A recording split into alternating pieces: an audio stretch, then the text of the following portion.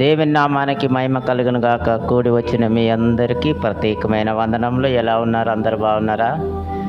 అందరు పేజ్లాడు చెప్పండి. దేవునికి స్తోత్రం చెప్పండి. ఘనత మహిమ ప్రభావములు దేవునికే చెల్లును గాక. ఆమేన్. హల్లెలూయా. సౌండ్ లేదు, గట్టిగా స్తోత్రం చెప్తాం దేవునికి ఒకసారి. హల్లెలూయా. ఇప్పుడు బాగుంది. దేవునికి స్తుతులు అలా చెల్లించాల. వాయిస్ మనం ఇప్పుడు ఈరోజు చదువుకునే కీర్తనలో రాయబడి ఉంది ఏంటంటే గొంతు గట్టిగా స్తుతించాలంటే ఆయన్ని. మీకు చదువుతూ ఉంటే కనిపిస్తుంది. హల్లెలూయా. దేవుడు గతించిన నెలంతా మనల్ని దాచాడు, కాపాడి ఆయన రెక్కల చాటున భద్రపరిచి పగలు వెండి దెబ్బ, రాత్రి వెన్నెల దెబ్బ తగలకుండా మరి అందరినీ కాపాడినందుకు దేవునికి లెక్కలేని స్తుతులు చెల్లిద్దాం. అందరం కలిసి దేవుని స్తుతిద్దాం. మరొక అవకాశం మనకిచ్చాడు. మొదటి నెలలోకి వచ్చాం. 7వ నెల మొదటి వారంలో మనం ఈ దినం ఎంతమందికి గుర్తుంది? పరిశుద్ధ బల్ల ఆరాధన. ఎందుకోసం ప్రతి నెల మనము జ్ఞాపకం చేసుకుంటాం? ఆయన మన కొరకు మరణించి ఆయన రక్తాన్ని కార్చి ఆయన రక్తాన్ని మనం పరిశుద్ధపడడానికి ఎన్నో ఇబ్బందులు ప్రభు మన కొరకు త్యాగం చేశాడు. దాన్ని జ్ఞాపకం చేసుకుంటాం. ఆయన శరీరాన్ని రొట్టెగా ఆయన రక్తాన్ని దాశరసంగా మనం ప్రతి నెల జ్ఞాపకం చేసుకుంటాము. మానవులం కాబట్టి ప్రతి చిన్న విషయంలో పడిపోతూ ఉంటాం. ఏమున్నా విడిచిపెట్టి క్షమించమని అడిగి దేవుని దగ్గర యథార్థంగా ఆయన బల్లలో పాల్గొందాం. ఎంతమందికి అర్థమైంది? ఆమేన్ చెప్పండి. దేవునికి స్తోత్రం చెప్పండి. హల్లెలూయా. ప్రార్థన చేసుకొని కూడికని స్టార్ట్ చేసుకుందాం. అందరు తలలు వంచినట్టయితే ప్రార్థన చేసుకుందాం. ప్రేమగల తండ్రి, దయగల దేవా, నీకు స్తోత్రాలు నాయనా తండ్రి. పరలోకముందున్న మా కన్న తండ్రి, నీ ఘనమైన శ్రేష్టమైన నామానికి లెక్కలేని స్తుతులు చెల్లిస్తున్నాం ప్రభా. ఇదిగో నాయనా, గడిచిన నెలలు, ఈ 6 నెలలు కూడా మమ్మల్ని దాచి కాపాడావు. 7వ నెలలకు తీసుకొచ్చావు. మరొక్క అవకాశం మాకు ఇచ్చావు నాయన తండ్రి. మొదటి వారంలో నిన్ను స్తుతించడానికి, మహిమపరచడానికి నాయన అయ్యా, నీ కృపలెంబడి కృపలు బిడ్డలందరూ పొందటానికి అయ్యా నీ సన్నిధికి వచ్చి ఉన్నారు. వచ్చిన బిడ్డలందరూ మీ చేతులకు అప్పగిస్తున్నాను నాయన. బలపరచండి, బలంతో శక్తితో నింపండి నాయన. అందరు కలిసి మిమ్మల్ని స్తుతించి గణపరచడానికి మంచి స్వరాలు దయచేయండి నాయన. ఈ అవకాశం ఇచ్చినందుకు మీకు లెక్కలేని స్తుతులు చెల్లిస్తున్నాను ప్రభువా. ఇదిగో ప్రారంభం మొదలుకొని ఆఖరి వరకు మా మధ్యలో ఉండండి ప్రభా. మీ పరిశుద్ధాత్మతో నడిపించండి. ఎక్కడ 2-3 అన్నావో అక్కడ నేను ఉంటానని మీ లేఖనం సెలవిచ్చింది ప్రభువా. ఇదిగో మా మధ్యలో మీరుంటారని నమ్ముతున్నాం ప్రభువా. నాయనా, మీరే ముందు నడిపించండి. ప్రతి బిడ్డలో నాయనా మీరుండి నడిపించండి. పాటల్లో, కీర్తనలో, వాక్యంలో, అన్ని విషయాలలో మీ కృప చూపించండి అయ్యా. మార్గ మధ్యంలో ఉన్న బిడ్డలు ఇంకా రావడానికి సహాయం దయచేయండి తండ్రి. కృప చూపించమని నాయనా, సహాయం దయచేయమని నాయనా. ఏ బిడ్డ ఎందుకోసం వచ్చారో నాయనా, వారి ఆశల్ని నిరాశ కాకుండా నాయనా అన్నీ తీర్చమని సహాయం దయచేయమని, బిడ్డలందరూ కలిసి నేను స్తుతించడానికి సహాయం దయచేయమని నాయనా. ప్రారంభం మొదలుకొని ఆఖరి వరకు మా మధ్యలో మీరే అధ్యక్షత వహించమని మా అందరిని మీ చేతులకు అప్పగించుకుంటూ నజరేయుడైన యేసు పరిశుద్ధ నామములో అడుగుతున్నాం తండ్రి. ఆమేన్. హల్లెలూయా. ఈరోజు వాగ్దానము చదువుకుందాం. ముందుగా కొన్ని స్తుతులు చదువుకుందాం. స్తుతులు చదువుకొని స్టార్ట్ చేసుకుందాం. ఈ సమయంలో మన దివ్య వచ్చి స్తుతులు చదువుతారు. అందరం మనము నీకే స్తోత్రం చెప్తాం. హల్లెలూయా.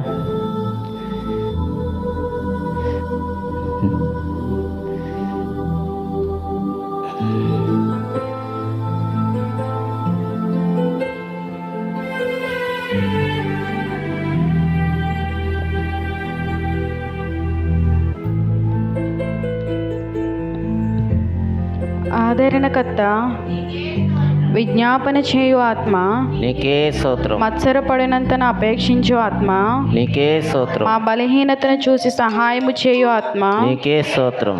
దయగల ఆత్మ, నీకే స్తోత్రం. జలములపైన అల్లాడుచుండిన దేవుని ఆత్మ, నీకే స్తోత్రం. ఆలోచనకు ఆధారమగు ఆత్మ, నీకే స్తోత్రం. ప్రవచన ఆత్మ, నీకే స్తోత్రం. స్థిరమైన మనసును నూతనముగా పుట్టించు ఆత్మ, నీకే స్తోత్రం. తీర్పు తీర్చు ఆత్మ, దహించు ఆత్మ, అల్ఫా ఒమేగా, ఆదియు అంతమైన ఉన్నవాడా, మొదటివాడా కడపటివాడా, నీకే స్తోత్రం. దేవుని సృష్టికి ఆధీనుడైన వాడా, నీకే స్తోత్రం. వర్తమాన భూత భవిష్యత్ కాలములలో ఉండువాడా, నీకే స్తోత్రం. ఉన్నవాడును అనువాడనై ఉన్నవాడా, నీకే స్తోత్రం.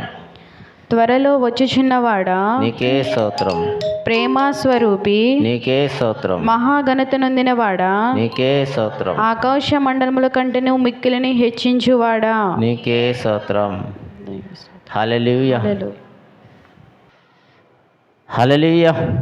చక్కగా స్తుతులు చదివి వినిపించిన నా దివ్య ప్రత్యేకమైన వందనములు. హల్లెలూయా. ఈరోజు వాగ్దానం చదువుకొని ముందుకెళ్దాం. ఈరోజు వాగ్దానం 1 సమూయేలు 1వ అధ్యాయం 17వ వచనము. ఈరోజు వాగ్దానం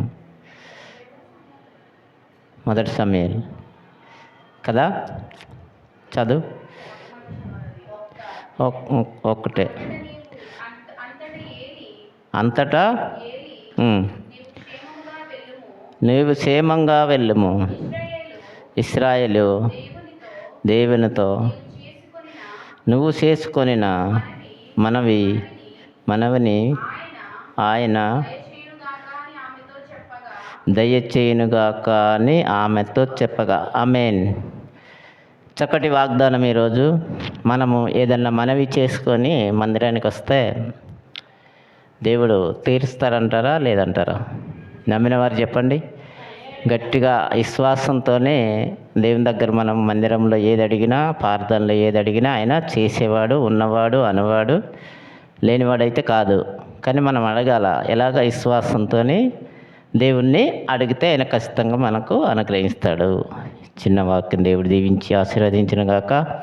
ఈ సమయంలో కోయలు వారందరూ వచ్చినట్టయితే త్వరగా కొన్ని కీర్తనలు పాడుకొని దేవుని స్తుతించుదాం. హల్లెలూయా, హల్లెలూయా.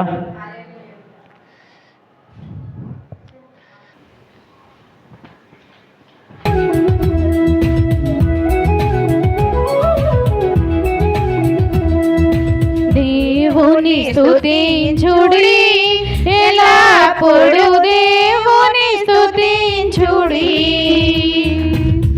దేవుని స్తుతించుడి, ఎల్లప్పుడూ దేవుని స్తుతించుడి.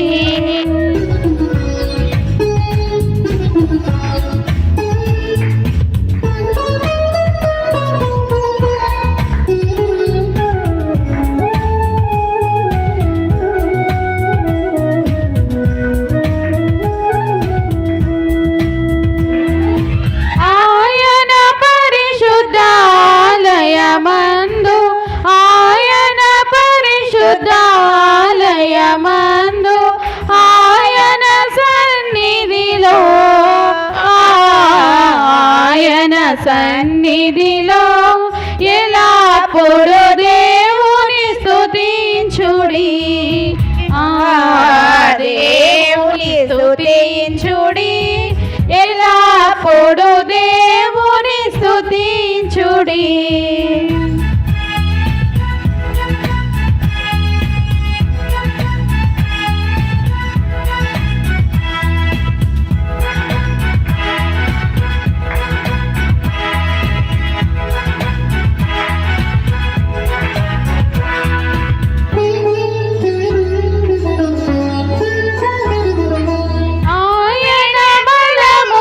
ప్రసిద్ధి చేయు, ఆయన బలమును ప్రసిద్ధి చేయు, ఆకాశ విశాలమందు, ఆకాశ విశాలమందు ఎల్లప్పుడూ దేవుని స్తుతించుడి, దేవుని దేవుని స్తుతించుడి, ఎల్లప్పుడు దేవుని స్తుతించుడి.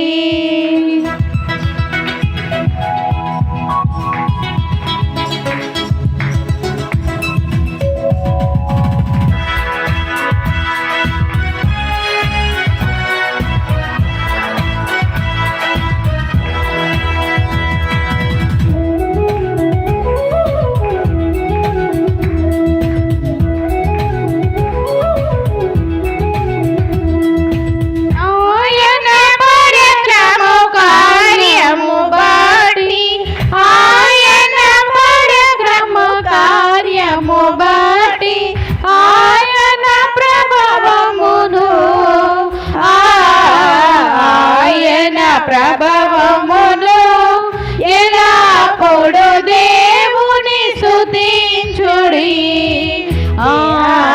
దేవుని స్తుతించుడి, ఎల్లప్పుడు దేవుని స్తుతించుడి.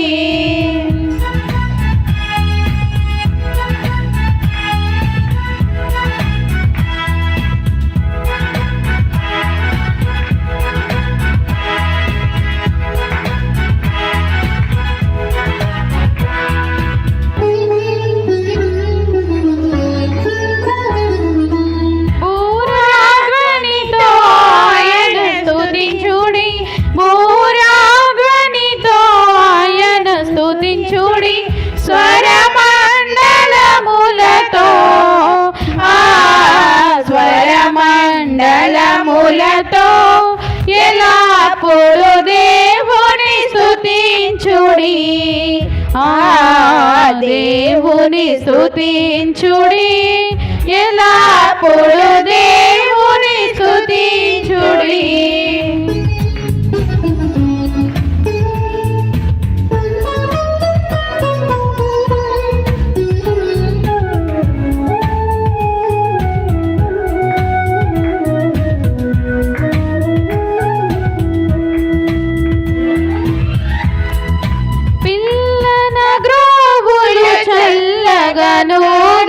పిల్లల రోగులు చల్లగనోది ఎల్ల ప్రజలు చేరి,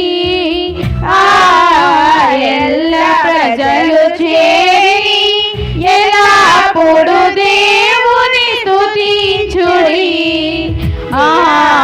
దేవుని స్తుతించుడి, ఎల్లప్పుడు దేవుని స్తుతించుడి.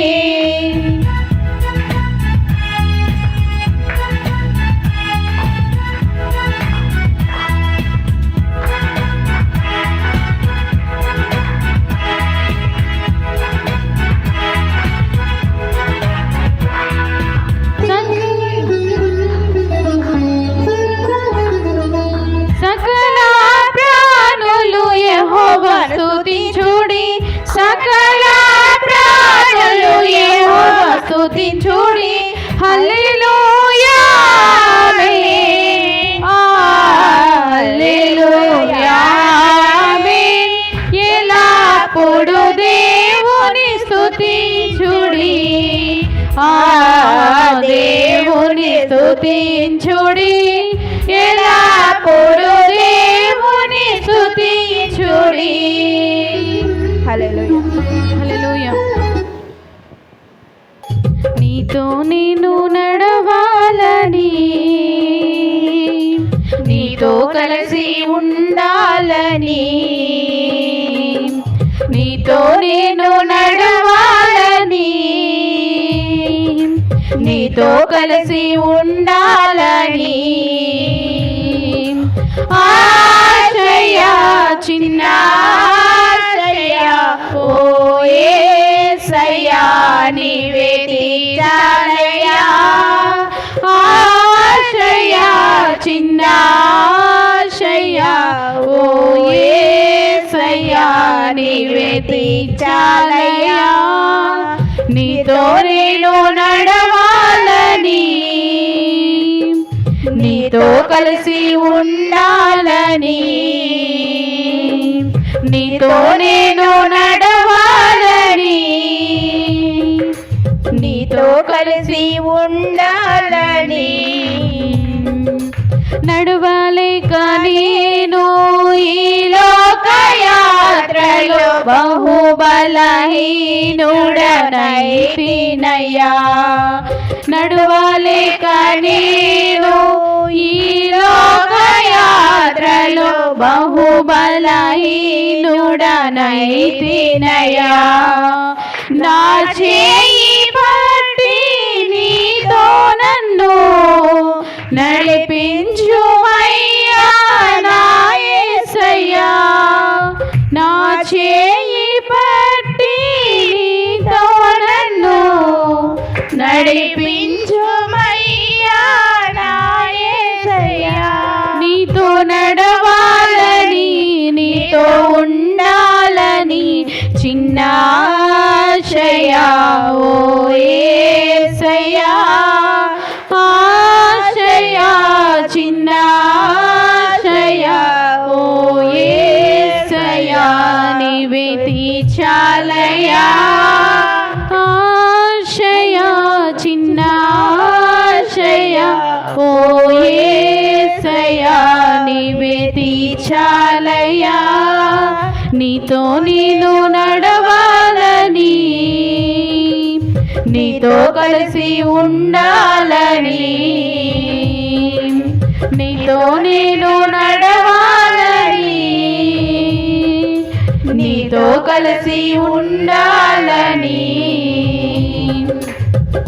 సౌలును పౌలుగా మార్చిన నా గొప్ప దేవుడా సౌలును పౌలుగా మార్చిన నా గొప్ప దేవుడా నీలో ప్రేమ నాలో నింపి నీలా నన్ను నీవు మార్చుమయ్యా నీలో ప్రేమ నాలో నింపి నీలా నన్ను నీవు మార్చుమయ్యా నీలా ఉండాలని నీతో ఉండాలని చిన్న ఆశయా ఓ యేసయ్యా ఆశయా చిన్న ఆశయా ఓ యేసయ్యా నీవే తీర్చాలయ్యా ఆశయా చిన్న ఆశయా ఓ యేసయ్యా నీవే తీర్చాలయ్యా నీతో నేను నడవాలని నీతో కలిసి ఉండాలని నీతో నేను నడవాలని నీతో కలిసి ఉండాలని హల్లెలూయా హల్లెలూయా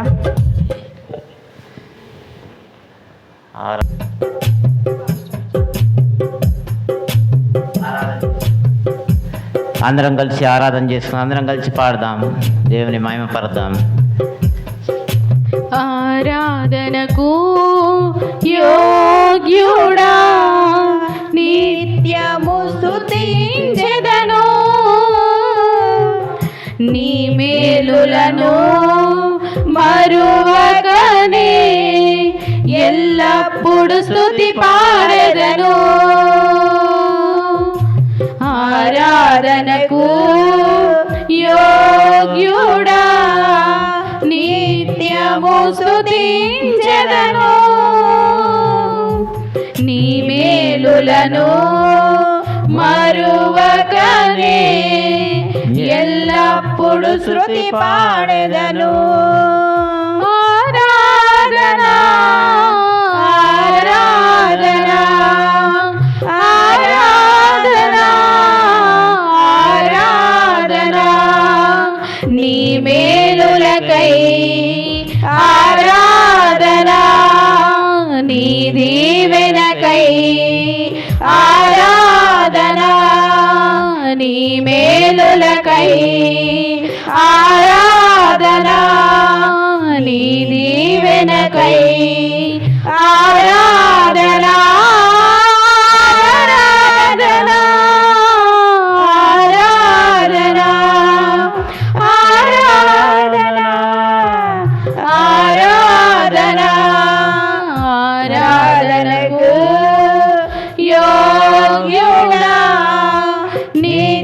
నిత్యము స్తుతించెదను నీ మేలులను మరువగనే ఎల్లప్పుడు స్తుతి పాడెదను దినమెల్ల నీ చేతులు చాపి నీ కౌగిలిలో కాపాడుచుంటివే దినమెల్ల నీ చేతులు చాపి నీ కౌగిలిలో కాపాడుచుంటివే నీ ప్రేమ నీ జాలి నీ కరుణకై నా పూర్ణ హృదయముతో సన్నతింతును నీ ప్రేమ నీ జాలి నీ కరుణకై నా పూర్ణ హృదయముతో సన్నతించును ఆరాధన ఆరాధన ఆరాధన ఆరాధన నీ ప్రేమకై ఆరాధన నీ జాలికై ఆరాధన నీ ప్రేమకై ఆరాధన నీ జాలికై ఆరాధన ఆరాధన ఆరాధన ఆరాధన ఆరాధన ఆరాధనకు యోగ్యుడా నిత్యము స్తుతించెదను నీ మేలులను మరువకనే ఎల్లప్పుడు స్తుతి పాడెదను ధనవంతులుగా చేయుటకు దారిద్రతను అనుభవించినావు ధనవంతులుగా చేయుటకు దారిద్రతను అనుభవించినావు హెచ్చించి ఘనపరచిన నిర్మలాత్ముడా పూర్ణాత్మ మనస్సుతో కొనియాడెదను హెచ్చించి ఘనపరచిన నిర్మలాత్ముడా పూర్ణాత్మ మనస్సుతో కొనియాడెదను ఆరాధన ఆరాధన ఆరాధన ఆరాధన నీ కృప కొరకై ఆరాధన ఈ స్థితి కొరకై ఆరాధన నీ కృప కొరకై ఆరాధన ఈ స్థితి కొరకై ఆరాధన ఆరాధన ఆరాధన ఆరాధన ఆరాధనకు యోగ్యుడా నిత్యము స్తుతించెదను నీ మేలులను మరువగనే ఎల్లప్పుడు స్తుతి పాడెదను ఆరాధనకు యోగ్యుడా నిత్యము స్తుతించెదను నీ మేలులను మరువకనే ఎల్లప్పుడు స్తుతి పాడెదను ఆరాధన ఆరాధన ఆరాధన ఆరాధన నీ మేలులకై ఆరాధన నీ దీవెనకై ఆరాధన నీ ప్రేమకై ఆరాధన నీ జాలికై ఆరాధన నీ కృప కొరకై ఆరాధనా, ఈ స్థితి కొరకై ఆరాధనా, ఆరాధనా, ఆరాధనా, ఆరాధనా, ఆరాధనా. హల్లెలూయా. హల్లెలూయా. స్తోత్రము నాయన. మహాపరిశుద్ధుడైన మహాపరిశుద్ధుడైన మా పరలోకపు తండ్రి, నీ ఘనమైన నామం. అవును దేవా, స్తోత్రం, వందనాలు దేవా, స్తోత్రం. ఇంతవరకు ఆరాధన ద్వారా ప్రవ్వా నాయన నేను మహిమపరిచి ఉన్నాము ప్రవ్వా నాయన. ప్రారంభం నుంచి అంతవరకు కూడా ప్రవ్వా నాయన మీరే అధ్యక్ష వహించమని అడుగుచున్నాను ప్రవ్వా నాయన తండ్రి.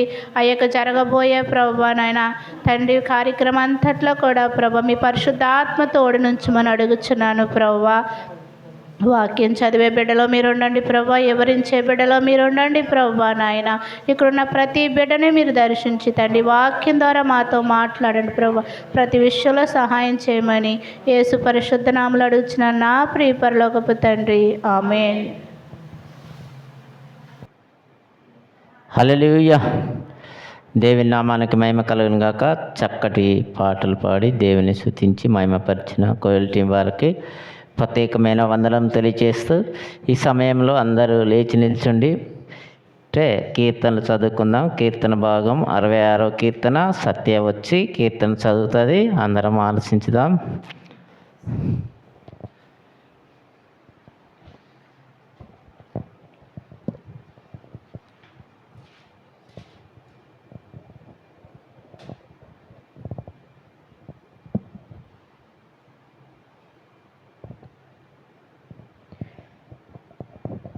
హల్లెలూయా. దేవునికి మహిమ కలుగును కాక. వందనాలండి. సర్వలోకానికి నివాసులారా, సర్వలోక నివాసులారా దేవుని గూర్చి సంతోషించి గీతము పాడుడి. ఆయన నామమును ప్రభావము కీర్తించుడి. ఆయనకు ప్రభావము ఆరోపించి ఆయనను స్తుతించుడి. ఇలాగ దేవునికి స్తోత్రము చెల్లించుడి. నీ కార్యములు ఎంతో భీకరమైనవి,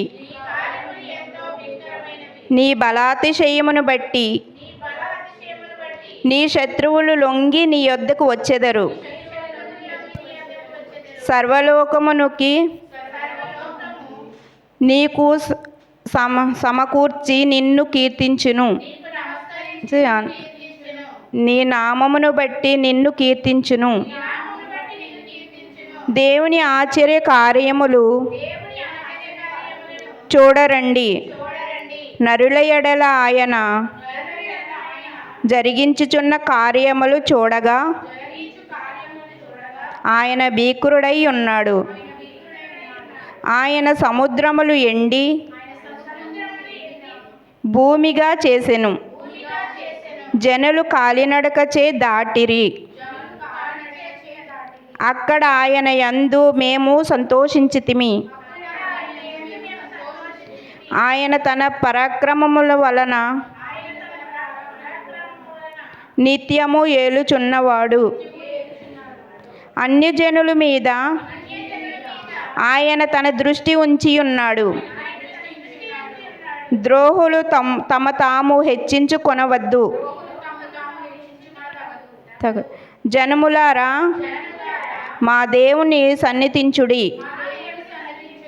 గొప్ప స్వరముతో ఆయన కీర్తిని వినిపించుడి.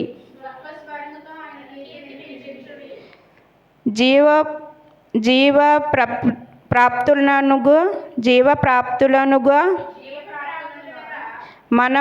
మనమును కలగజేసువాడు ఆయనే. ఆయన మా పాదములు కదలనీయడు. దేవా, నీవు మమ్మును పరిశీలించి ఉన్నావు. వెండిని నిర్మూలం చేయితి రీతిగా మమ్మును నిర్మూలం చేసి ఉన్నావు. నీవు బందీ గృహములో మమ్ము ఉంచితివి. మా నడుముల మీద గొప్ప భారం పెట్టితివి.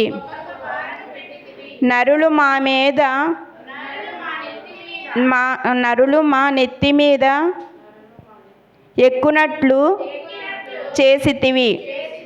మేము నిప్పులలో నీళ్లలో పడితిమి.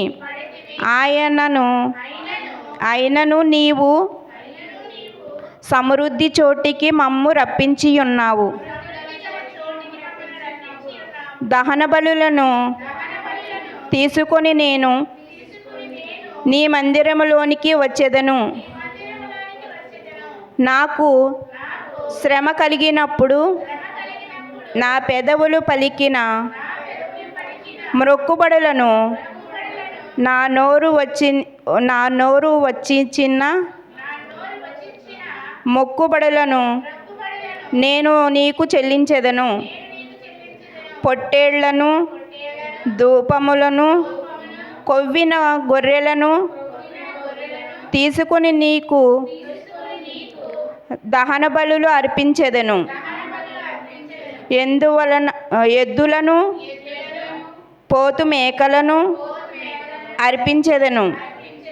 దేవుని యందు భయభక్తులు గలవారులారా, మీరందరూ వచ్చి ఆలకించుడి. ఆయన నా కొరకు చేసిన కార్యములు నేను వివరించెదను. ఆయనకు నేను మొర్రపెట్టి తిని, అప్పుడే నా నోట శ్రేష్టమైన కీర్తన ఉండును. నా హృదయములో నేను పాపములను లక్ష్యము చేసిన ఎడల ప్రభువు నా మనవి వినకపోవును. నిత్యముగా దేవుడు నా మనవి అంగీకరించి ఉన్నాడు. ఆయన నా విజ్ఞాపన ఆలకించి ఉన్నాడు. దేవుడు నా ప్రార్థనలను త్రోసివేయలేదు. నా యొద్ద నుండి తన కృప తొలగింపలేదు. ఆయనను స్తుతింపబడునుగాక. ఆమేన్. దేవుడికి స్తోత్రం.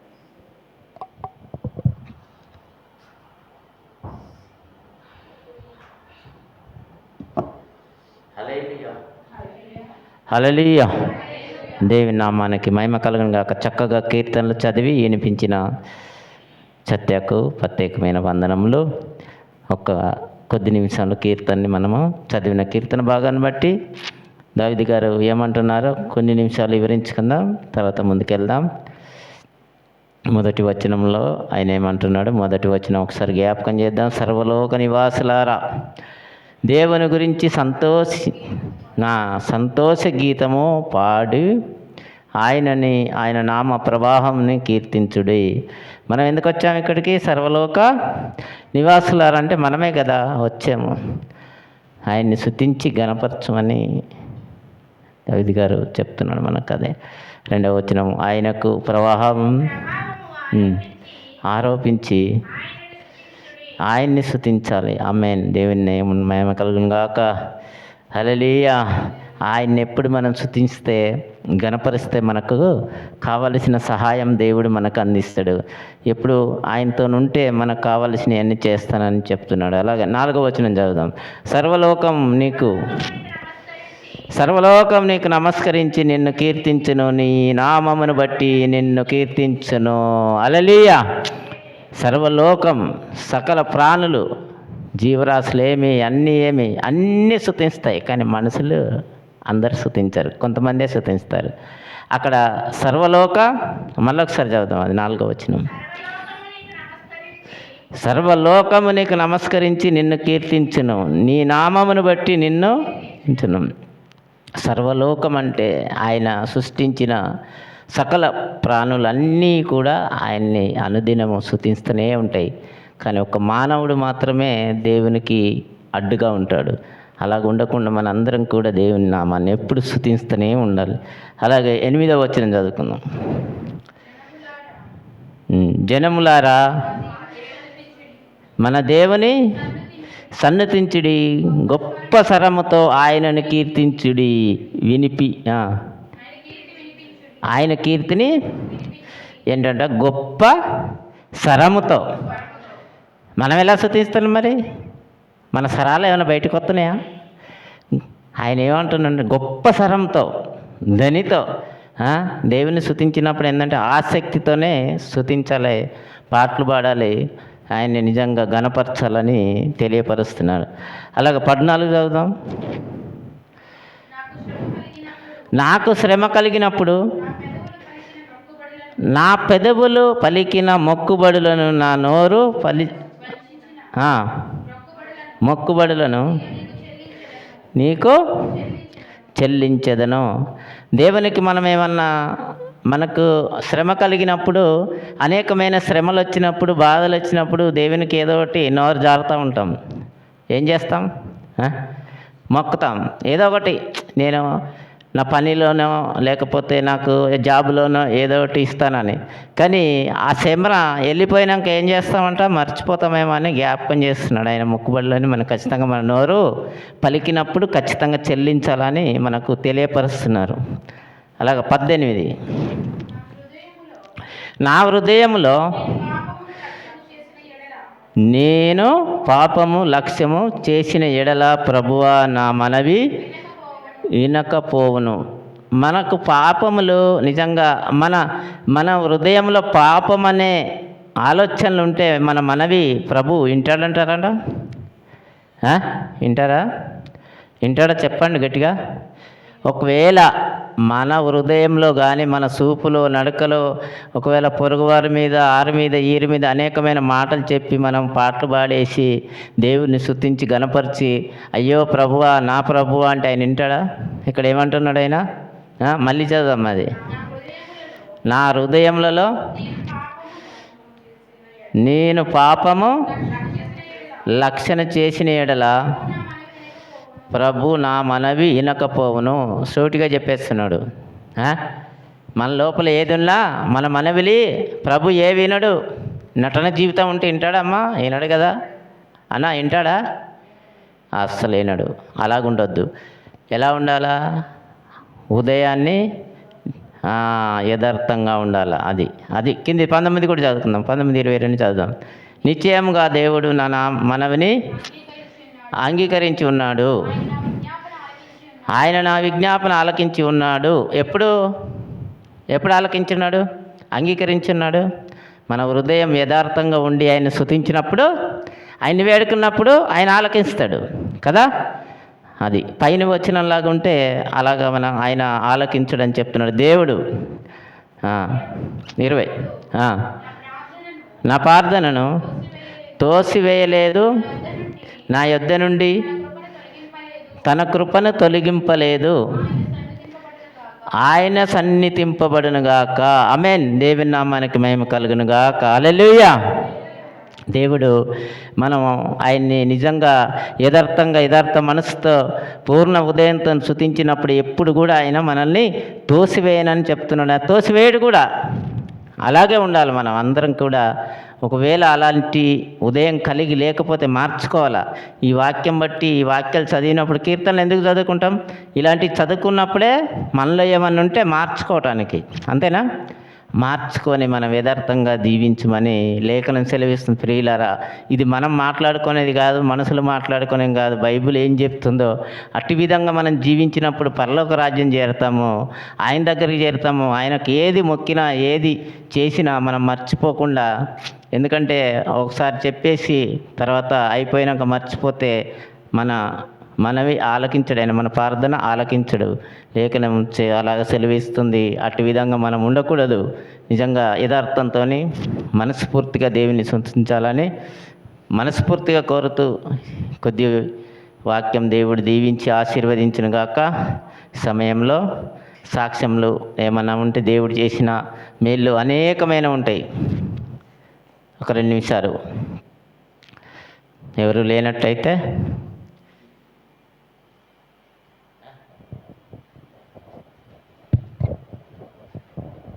హల్లెలూయా. దేవుని నామంకి మహిమ కలుగును గాక. నా సాక్ష్యం అంటే మా మేడం అందరికీ చెప్పింది అండి. మీరు అందరు మా మేడంకి జ్ఞాపకం చేసుకోండి. ఆమె ప్రెగ్నెంట్ మేడము. కొడుకు పుట్టాలని మీ దేవునికి ప్రార్థన చేసి చెప్పింది.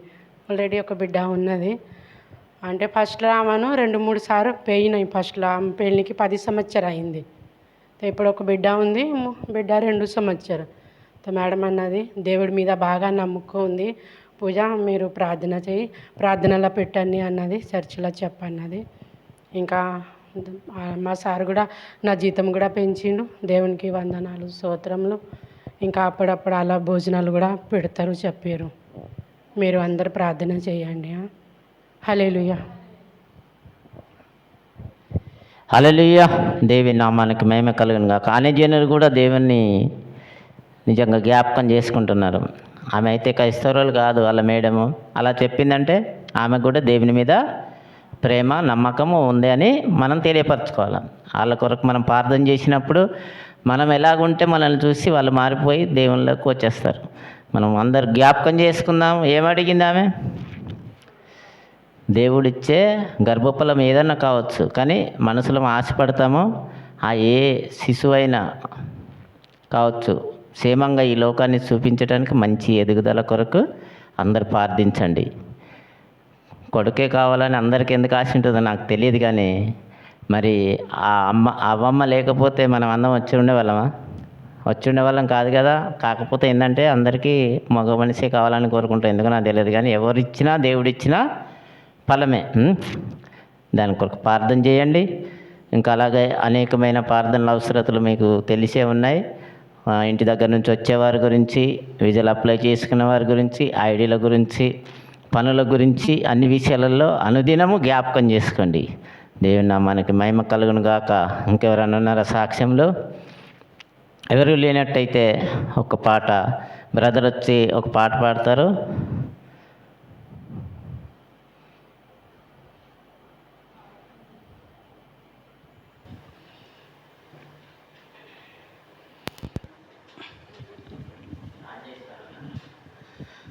నీ ఉంటే చాలు నాకు యేసయ్యా, నీ వెంటే నేను ఉంటానేసయ్యా. నీ ఉంటే నాకు చాలు యేసయ్యా, నీ వెంటే నేను ఉంటానేసయ్యా. నీ మాట చాలయ్యా, నీ చూపు చాలయ్యా, నీ తోడు చాలయ్యా, నీ నీడ చాలయ్యా. నీ మాట చాలయ్యా, నీ చూపు చాలయ్యా, నీ తోడు చాలయ్యా, నీ నీడ చాలయ్యా. నీ ఉంటే నాకు చాలు యేసయ్యా, నీ వెంటే నేను ఉంటానేసయ్యా. ఎన్ని బాధలున్నాను, ఇబ్బందులైనాను,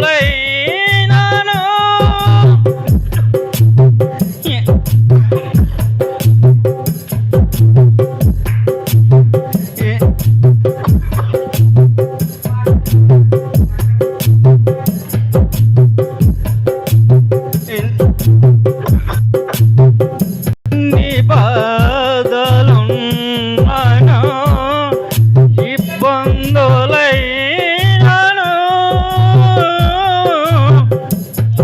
ఎంత కష్టమొచ్చినా నిష్ఠూరమైనాను.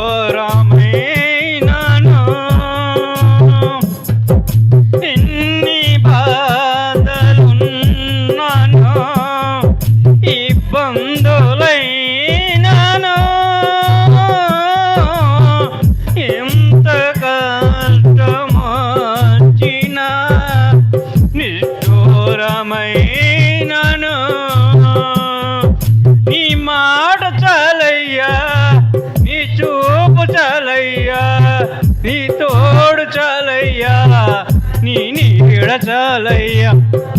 నీ మాట చాలయ్యా, నీ చూపు చాలయ్యా, నీ తోడు చాలయ్యా, నీ నీడ నీడ చాలయ్యా నీ ఉంటే నాకు చాలు యేసయ్యా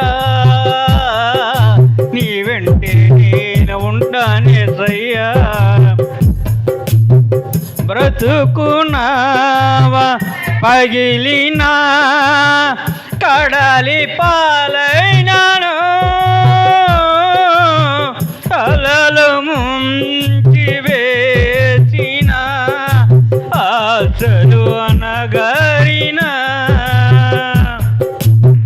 బ్రతుకున్నావా పగిలినా కడలి పాలైనాను అలలు ముంచి వేసిన ఆశలు అనగారినా నీ మాట చాలయ్యా నీ చూపు చాలయ్యా నీ తోడు చాలయ్యా నీ నీడ చాలయ్యా నీ మాట చాలయ్యా నీ చూపు చాలయ్యా నీ తోడు చాలయ్యా నీ నీడ చాలయ్యా నీ ఉంటే నాకు చాలు యేసయ్యా నీ వెంటే నేను ఉంటానేసయ్యా ఆస్తులన్నీ పోయినా అనాథగా మిగిలినా ఆప్తులే విడనాడిన ఆరోగ్యం క్షీణించిన ఆస్తులన్నీ పోయినా అనాథగా మిగిలిన ఆప్తులే విడనాడిన ఆరోగ్యం క్షీణించిన నీ మాట చాలయ్యా నీ చూపు చాలయ్యా నీ తోడు చాలయ్యా నీ నీడ చాలయ్యా నీ మాట చాలయ్యా నీ చూపు చాలయ్యా నీ తోడు చాలయ్యా నీ నీడ చాలయ్యా నీ ఉంటే నా చాలు యేసయ్యా నీ వెంటే నేను ఉంటానేసయ్యా నీకు ఇలలో ఏదియో లేదు అసాధ్యము నీదు కృపలో నాకేదియో కదిల సమానము నీకు ఇలలో ఏదియో లేదు అసాధ్యము నీదు కృపలో నాకేదియో కదిల సమానము నీ మాట చాలయ్యా నీ చూపు చాలయ్యా నీ తోడు చాలయ్యా నీ నీడ చాలయ్యా నీ మాట చాలయ్యా నీ చూపు చాలయ్యా నీ తోడు చాలయ్యా నీ నీడ చాలయ్యా నీ ఉంటే నాకు చాలు యేసయ్యా నీ వెంటే నేను ఉంటానేసయ్యా నీ ఉంటే నాకు చాలు యేసయ్యా నీ వెంటే నేను ఉంటా హల్లెలూయా హల్లెలూయా దేవుని నామానికి మహిమ కలుగును గాక. చక్కటి పాట పాడి వినిపించిన బ్రదర్ సతీష్కు ప్రత్యేకమైన వందనాలు తెలియజేస్తున్నాం. ఇంకా మరి ఈ సమయంలో వాక్య భాగంలోకి వెళ్దాం. ప్రాముఖ్యమైన వాక్య భాగంలోకి వెళ్దాం. కొద్ది నిమిషాలు ఈరోజు బల్లారాధన, ఒక అరగంట వాక్యాన్ని వివరించుకొని బల్లారాధనలోకి వెళ్దాం. అందరు కూడా మనస్ఫూర్తిగా దేవుని బల్లలో చేపెట్టాలని మనస్ఫూర్తిగా కోరుతున్నాను. ఈ సమయంలో వాక్యం కొరకు సత్య వచ్చి ప్రార్థన చేస్తుంది. తర్వాత వాక్య భావనకి వెళ్దాం.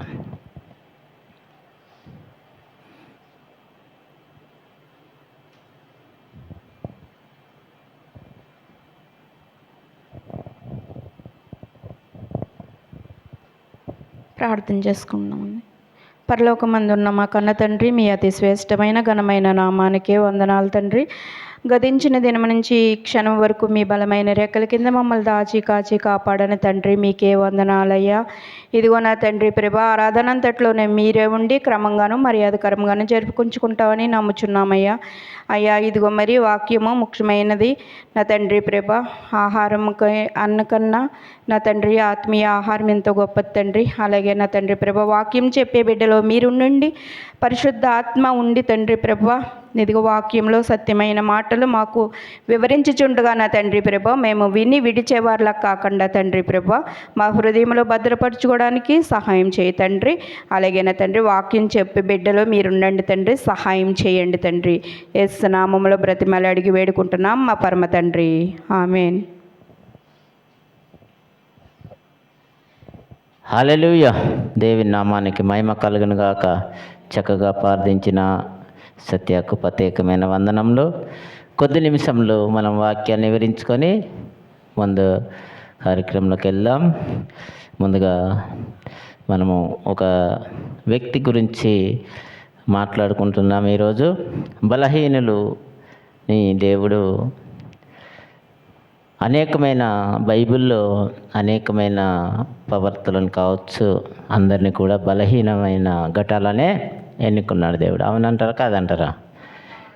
ఎవరిని ఎన్నుకున్నాడు? బలహీనమైన ఘటాలనే ఎన్నుకున్నాడు. అందులో ఒకరి గురించి మనం మాట్లాడతాం. హెబ్రీయులు రాసిన పత్రిక 11వ అధ్యాయము 32, 33 చదువుకొని ముందుకెళ్దాం. హెబ్రీ పత్రిక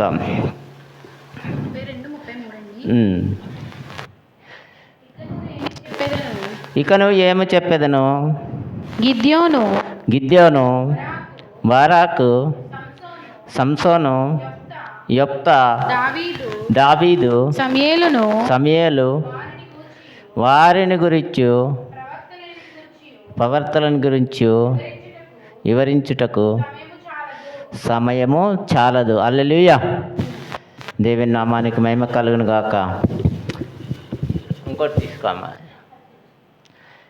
ఏంటంట? వివరించుటకు సమయము సరిపోదు.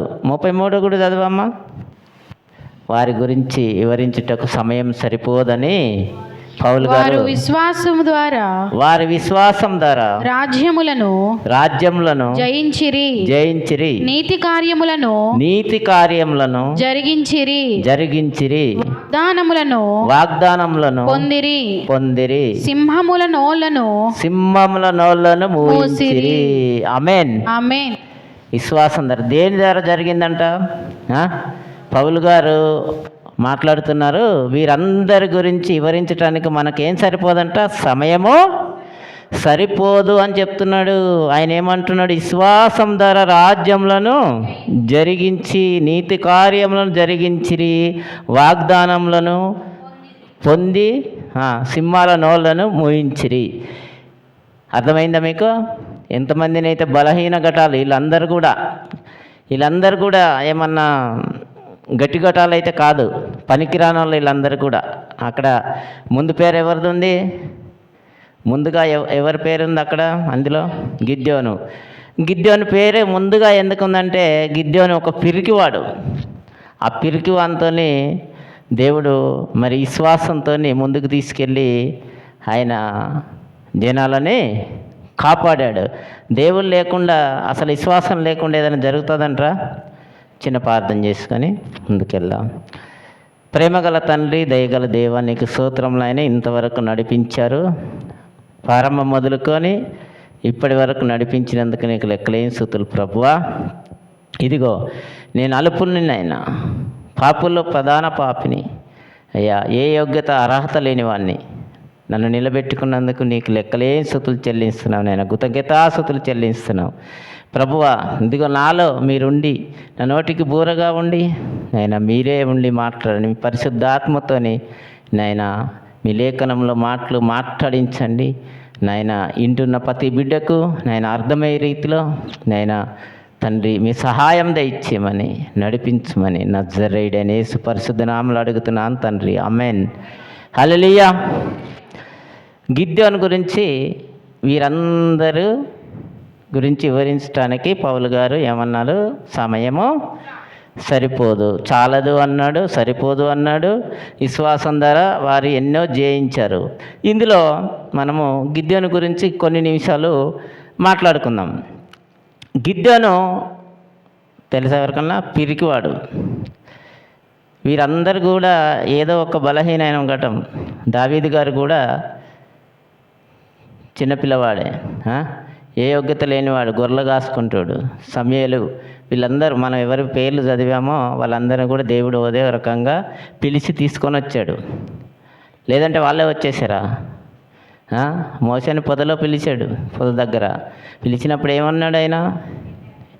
నత్తివాడని, ఈ అర్హత లేనివాని నాతోనేమవుతుంది అన్నాడు. ప్రతి చోట కూడా మరి అలాగే దేవుడు ఎలాగ పిలిచాడో, వీళ్ళని ఎలాగ ఎన్నుకున్నాడో, ఎలాగ ముందుండి నడిపించాడో, అదే విధంగా తన కుమారుడు కూడా ఈ లోకానికి వచ్చి 12 మందిని ఎలాంటి వాళ్ళని పిలుచుకున్నాడండి? ఉన్న వలన, ఆస్తులు ఉన్న వలన, జ్ఞానం ఉన్నవన్నా, బాగా చదివేసిన వన్నా ఎవరిని ఎన్నుకున్నాడు? జ్ఞానం లేని వాళ్ళని, పని చేసుకుంటున్న వాళ్ళని, పని సోమరులను ఎన్నుకోలే ఆయన, పని చేస్తున్న వాడిని ఎన్నుకున్నాడు. కానీ జ్ఞానం లేని వాళ్ళని ఎన్నుకున్నాడు. వారి ద్వారానే కార్యములు జరిపించాడు. వారితో జరగలేదు, దేవుడి కృపతో జరిగింది. వాళ్ళు విశ్వాసంగా ముందుకెళ్ళారు, ఆయన చేపించాడు. హల్లెలూయా. గిద్యోను కూడా, మనం గిద్యోను గురించి మాట్లాడుకుందాం. అంతకుముందు న్యాయాధిపతులు 6వ అధ్యాయము 2వ వచనం నుంచి 3వ వచనం నుంచి చదువుకుందాం. న్యాయాధిపతులు 6వ అధ్యాయము 3వ వచనం 3, 4, 5 చదువుతాం. 6. విత్తనములు విత్తిన తరువాత ఇశ్రాయేలీయులు తర్వాత ఏం చదువుతున్నామో 3 చదువు. విత్తనములు విత్తిన తర్వాత మిద్యానీయులు తమ పశువులను తీసుకొని మిడతల దండంతా విస్తారంగా వారి మీదికి వచ్చి వారి ఎదుట దిగి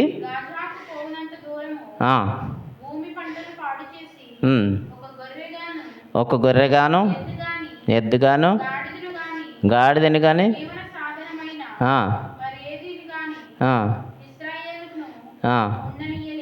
ఉండనీయలేదు. ఆమేన్. చాలమ్మా. ఏమి ఉండనీయలేదంట? వీళ్ళు ఎందుకు ఉండనీయలేదు? ఇశ్రాయేలీయుల్ని ఎవరికి అప్పగించారు? మొదటి వచనం చదువు. ఇశ్రాయేలులు యెహోవా దృష్టికి దోషులైనందున యెహోవా 7 ఏళ్ళు వారిని మిద్యానీయులకు అప్పగించెను. ఆమేన్. చాలమ్మా. వీళ్ళు దోషులు ఎందుకయ్యారంటారు? వీళ్ళు దోషులు ఎందుకయ్యారు? దేవునికి విరోధమైన పనులు చేశారు కదా. బయలుదేవతల్ని పూజించారు, దేవుణ్ణి స్తుతించలేదు, దేవుణ్ణి వదిలేశారు. వీళ్ళు ఒక మాట చెప్పాలంటే, దేవుణ్ణి వదిలేస్తే దేవుడి కోపంతోనే ఏం చేశాడు? ఇశ్రాయేలీయుల ప్రజల్ని మనమెవరం కదా. ఇశ్రాయేలీయుల ప్రజలంటే మనం కూడా. మిద్యానీయులు ఎవరు? మిద్యానీయులు శత్రువులు. వారికి శత్రువులకు దేవుడు అప్పగించేశాడు. ఈ మిద్యానీయులు ఎవరనేది మనము చూసుకుంటే ఆదికాండము 25 2వ వచనంలో చూసుకుంటే అబ్రహాము సంతానం ఇది. అబ్రహాం గారికి ఎంతమంది భార్యలు? ఐడియా ఉంది ఎవరికన్నా? 3 చెప్పండి పేర్లు టకటక. ఆగారు, సారా, ఆగారు. తర్వాత 3వ భార్య ఎలా వచ్చింది ఐడియా ఉందా? కెతూరా. ఈ కెతూరా సంతానమేలో ఒకడు గిద్యోను. ఆదికాండం 25 2వ వచనములో ఉంటుంది, చదవండి. ఆమె అతనికి జీమ్రాను, మోక్షాను, మేధాను, మిద్యాను, గిద్యోను, ఇష్బాకు, హుషవావు అను వారిని కనెను. చాలమ్మా. అందులో ఇతని పేరు కూడా ఉంది. వీళ్ళే మిద్యానీయులు కదా. ఈ మిద్యానీయులకు ఇశ్రాయేలీయుల ప్రజలు దేవునికి విరుద్ధంగా ఉన్నారు కాబట్టి స్తుతించలేదు, బయలుదేవతల్ని పూజించారు దేవుణ్ణి వదిలేసి. దేవుడు కోపంతో రగిలిపోయి ఏం చేశాడు? మిద్యానీయులకు అప్పగించాడు. మనం ఇందాక చదువుకున్నాము.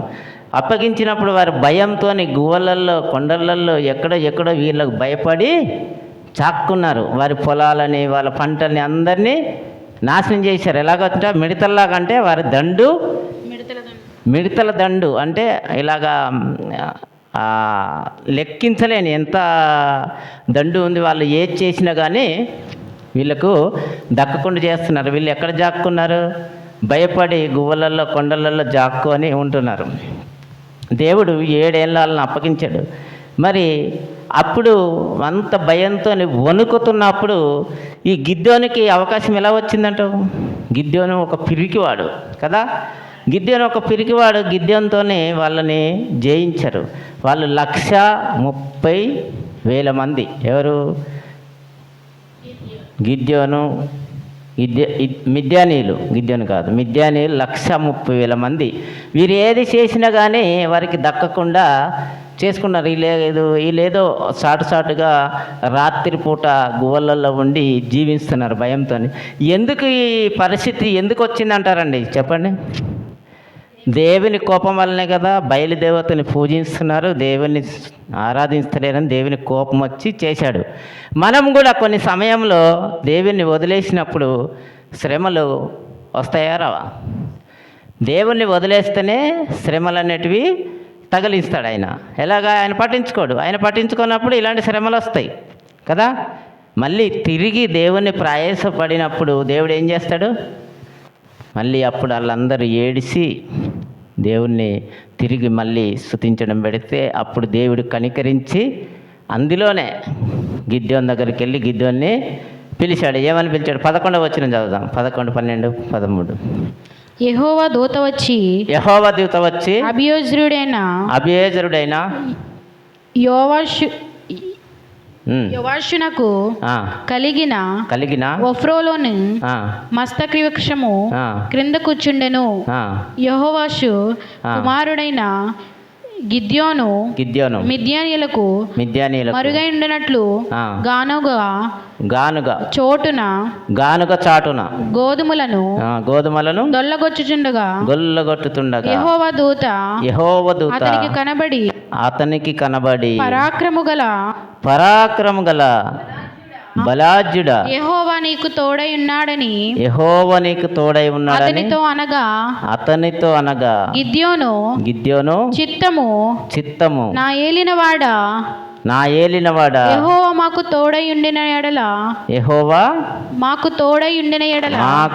ఉండిన ఎడల ఇదంతయు మాకెలా సంభవించెను? యెహోవా ఐగుప్తులో నుండి మిమ్మల్ని రప్పించినని చెప్పుచు మా పితరులు మాకు వివరించిన ఆయన అద్భుత కార్యములన్నీయు ఏమాయను యెహోవా మమ్మును విడిచిపెట్టి మిద్యానీయుల చేతికి మమ్మును అప్పగించినని అతనితో చెప్పెను. హల్లెలూయా. దేవుని నామానికి మహిమ కలుగును గాక. ఇది తీసుకున్నాను.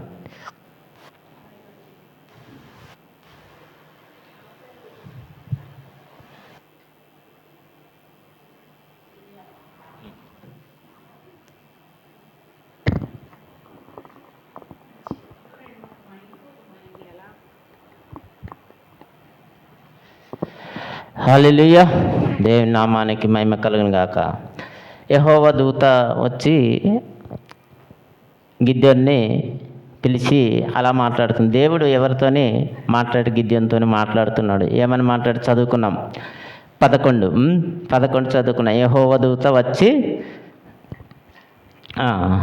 దూత వచ్చి అతన్ని పిలిచాడు.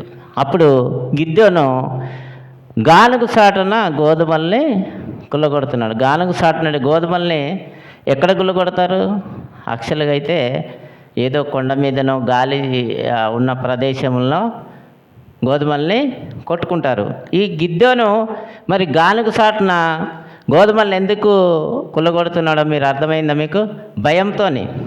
ఇశ్రాయేలీయుల ప్రజలు వీళ్ళు మిద్యానీయులకు భయపడి వాళ్ళు మిడతల దండులాగా వచ్చి మీద పడిపోతున్నారు, ఏదో ఒకటి చేస్తున్నారు, ఏది దక్కనివ్వడం లేదు, ఎద్దు కానీ ఏది కానీ వారి పంటలు కానీ దక్కనివ్వడం లేదని రాత్రి వేళ భయంతో సాటుకు గువ్వలల్లో గానుగు సాటుకు ఈ గోధుమలు కొడుతూ వారి కుటుంబాన్ని పోషించుకోవటానికి గిద్యోను చేస్తున్న పనిది.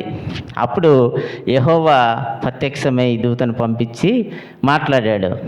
ఏమని మాట్లాడాడు? పరాక్రమం గల బలాజ్యుడా, యెహోవా నీకు ఉన్నాడు అని అతనితో అనగా, అప్పుడు గిద్యోను నా ఏలినవాడా, యెహోవా మాకు తోడై ఉండిన వేళల. నా ఏలినవాడా ఎవరిని అంటున్నాడు గిద్యోను? దేవుణ్ణి అంటున్నాడు. యెహోవా నాకు తోడై ఉండిన ఎడల మిద్యానీయులకు మరు చదువమ్మది నా ఏలినవాడ 12 యెహోవా దూత అతనికి కనబడి పరాక్రము గల బలాజ్యుడా యెహోవా నీకు తోడై ఉన్నాడని యెహోవా నీకు తోడై ఉన్న అతనితోని అనగా గిద్యోను చిత్తము నా ఏలినవాడా యెహోవా నాకు తోడై ఉండిన ఎడల ఇదంతయు మాకెలా సంభవించునని ఆయన ధైర్యంగా చెప్తున్నాడు. దేవుడు తోడుంటే ఏదైనా జరుగునా అండి చెప్పండి? ఒకవేళ దేవుడు మనతో ఉంటే ఏదైనా జరుగునా? వాళ్ళ తల్లిదండ్రులు వాళ్ళ కుటుంబం అంతా బయలుదేవతల్ని పూజిస్తున్నారు. వాళ్ళ ఇంట్లోనే బయలుదేవతలు పూజిస్తున్నాడు. పూజించినప్పుడు అప్పుడు గిద్యోనుతో మాట్లాడుతున్న దేవుడు ఫస్ట్ నువ్వు ఏం చేయమన్నాడు? వారింట్లో బయలుదేవతని తీసివేయమన్నాడు. చదువుకుందామా? కింద చదవమ్మా 14. అంతటా యెహోవా అతని తట్టు తిరిగి బలము తెచ్చుకొని వెళ్ళి మిద్యానీయుల చేతిలో నుండి ఇశ్రాయేలులను రక్షింపుము నిన్ను పంపిన వాడును నేనే అని చెప్పగా అతని చిత్తము నా ఏలినవాడా దేని సహాయం చేత నేను ఇశ్రాయేలీయులను రక్షింపగలను నా కుటుంబము మనుష్య గోత్రములో ఎన్నికలేనిదని చెప్తున్నాడు. చాలమ్మా, మేము ఏ ఎన్నిక లేని వారము, ఏ అర్హత లేని వారము. గిద్యోను కుటుంబము నిజంగా ఉన్న కుటుంబం కాదు, పెద్ద ఏదో రాజుల కుటుంబం కాదు. మరి ఈ ఇశ్రాయేలీయుల ప్రజలు వీరు ఈ మిద్యానీయులు చూస్తే 1,30,000 మంది ఉన్నారు. మరి ఎలా ఈయన కాపాడగలడా? అవుతుందా ఈయనతోని? కింద చదువుదామమ్మా 16 చదువు. నా పితరుల కుటుంబాలలో నేను కనిష్ఠుడై ఉన్నాను అతనితో చెప్పను. అందుకు యెహోవా అయిననేమి, నేను నీకు తోడై ఉందును గనుక ఒకే మనుష్యుని హతము చేసినట్టు మిద్యానీయులను నీవు హతము చేయదువనని సెలవిచ్చెను. అందుకతడు చాలమ్మా. అక్కడ దేవుడు ఏం చెప్తున్నాడు గిద్యోనుతోని? నువ్వు 1,30,000 మందిని కూడా ఒక్క మనిషిని హతం చేసినట్టు చేయగలవు, నీకు నేను తోడై ఉన్నాడని దేవుడు గిద్యోనుతో చెప్తున్నాడండి. ఎప్పుడు కానీ దేవుడు ఎన్నుకున్న మనిషి ఎంత భయపడి ఉన్నా, భయంతో ఉన్నా కానీ దేవుడు తోడుంటే ఏదైనా సాధించగలరు. కింద చదువుదాం మనం 25వ వచనం చదువుదాం ఒకసారి. 24 అక్కడ గిద్యోను యెహోవా నామమున బలిపీఠమును కట్టి దానికి యెహోవా సమాధానకర్తని పేరు పెట్టెను. నేటి వరకు అది అబీయెజ్రీయుల ఒఫ్రోలో ఉన్నది. ఎక్కడుందంట? అబీయెజ్రోల. 26 చదువు. 26 దానికి పైగానున్న 26 అండి. 26. తగిన ఏర్పాటుతో ఆ, ఈ బండకొనను ఆ, నీ దేవుడైన యెహోవాకు అవును. బలిపీఠము కట్టి బలిపీఠం కట్టి ఆ రెండవ కోడెను ఆ, తీసుకుని వచ్చి ఆ, నీవు నరికిన ఆ, ప్రతిమ యొక్క ఆ, కర్రతో ఆ. దహన బలి నర్పించమని అతనితో చెప్పెను. అతనితో చెప్పాను. 27 కూడా చదువు. కాబట్టి కాబట్టి గిద్యోను ఆ. తన పనివారిలో తన పనివారిలో 10 మందిని తీసుకుని వచ్చి 10 మందిని తీసుకొని వచ్చి యెహోవా యెహోవా తనతో చెప్పినట్లు తనతో చెప్పినట్టు చేసెను. అతడు తన పితరుల కుటుంబమునకును తన పితరుల కుటుంబాలకును ఆ ఊరి వారికి ఆ ఊరి వారికి భయపడినందున పగలు దానిని చేయలేక రాత్రి వేళ చేసెను. హల్లెలూయా. హల్లెలూయా. వారు అనేకమైన వారి ఇంట్లో వారి పితరులు వారి తల్లిదండ్రులందరూ బయలుదేవతలు పూజిస్తున్నారు. దేవుడు ఏదైతే చెప్పాడో ఫస్ట్, ఇప్పుడు ఒక మందిరం కడతారండి మన ఊర్లో. ఏదైనా మందిరం ఉందనుకో, ఇప్పుడు దేవుడు వచ్చి మాట్లాడి నువ్వు వెళ్ళి ఆ గుడిని గులగొట్టమంటే మనం గులగొట్టగలమా? అవుతుందా? భయపడమా? అందుకే గిద్యోను ఏం చేశాడంటే రాత్రి వేళ 10 మందిని తీసుకొని వెళ్ళి అక్కడున్న బయలుదేవత ఆ విగ్రహాన్ని రాత్రి వేళ కూల్చివేశాడు భయంతో. ఎందుకంటే పొద్దుంతా చేస్తే చూసి మరి భయపడిపోయి అలా చేశాడు. ఏం చేశాడు? ఆ విగ్రహాన్ని కొలగొట్టేశాడు. కింద 28 చదువుదాం. 28 చూడమ్మా. కాదు, 27 చదువుకున్నాం మనం. 28 చూడు. ఆ ఊరి వారు వేకువనే లేచినప్పుడు బయలు యొక్క బలిపీఠమును విరగగొట్టిబడి ఉండెను. వేలగొట్టి పడి ఉండెను. దానికి పైగానున్న దేవస్తంభమునను పడద్రోయబడి ఉండెను. కట్టబడిన బలిపీఠము మీద ఆ రెండవ ఎద్దు అర్పింపబడి ఉండెను. అప్పుడు వారు ఈ పని ఎవరు చేసిదనని ఒకరితోనొకరు చెప్పుకొనుచు విచారము చేసి వెతికి యోవాషు కుమారుడైన గిద్యోను ఆ పని చేసినట్టు తెలుసుకొనిరి. కాబట్టి ఆ ఊరి వారు నీ కుమారుడు బయలు యొక్క బలిపీఠమును పడగొట్టి దానికి పైగానున్న దేవస్తంభమును పడద్రోసెను గనుక అతడు చావవలెను. వానిని బయటికి తెమ్మని యెహోషుతో చెప్పగా యెహోషు తనకు ఎదురుగా నిలిచిన వారందరితో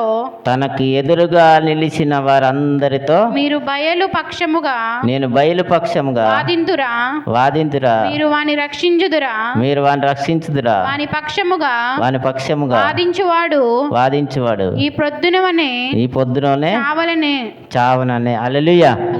ఒకవేళ అక్కడ వాళ్ళ తండ్రి ఏం చెప్తున్నాడంటే, ఒకవేళ బయలుదేవత నిజంగా మాట్లాడే దేవత అయితే వాడిని ఏదైనా చేసిండు, మరి ఆ దేవత కాలే ఎందుకు కదలలేదు, ఎందుకు మాట్లాడలేదు అని ఆ ఊరు వాళ్ళతోని చెప్తున్నాడంట. అప్పుడు వారు కూడా నమ్మి నిజమే అది దేవత కాదు, దేవుడు కాదని నమ్మి వారంతా ఏం చేశారంటే, కింద చదువునాన్న 31 ఎవడు వాని బలిపీఠమును విరగగొట్టెనో గనుక వాడు దేవత అయ్యందున తన పక్షమున తానే వాదించవచ్చెను.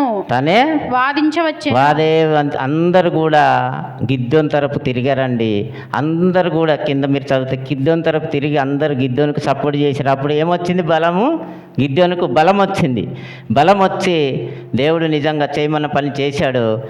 మనం చూద్దాం 37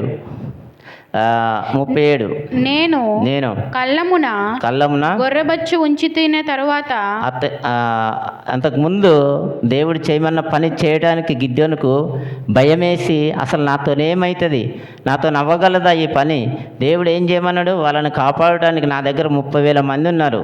మొత్తం అంతా గిద్యోను చుట్టూ చేరిన వాళ్ళంతా ఎంతమంది? 30,000 మంది. మీరు మిద్యానీయుల దండు 130,000 మంది ఉన్నారంటండి. ఎంత ఎక్కువ ఉన్నట్టు 1,00,000 ఎక్కువ ఉందా? అంతమందిని జయించగలడైనా? గిద్యోను భయపడి నేను చేయలేను అని చెప్పి ఆయనకు అనుమానం ఉండి దేవుణ్ణి అడుగుతున్నాడు. 37 చదువుదాం.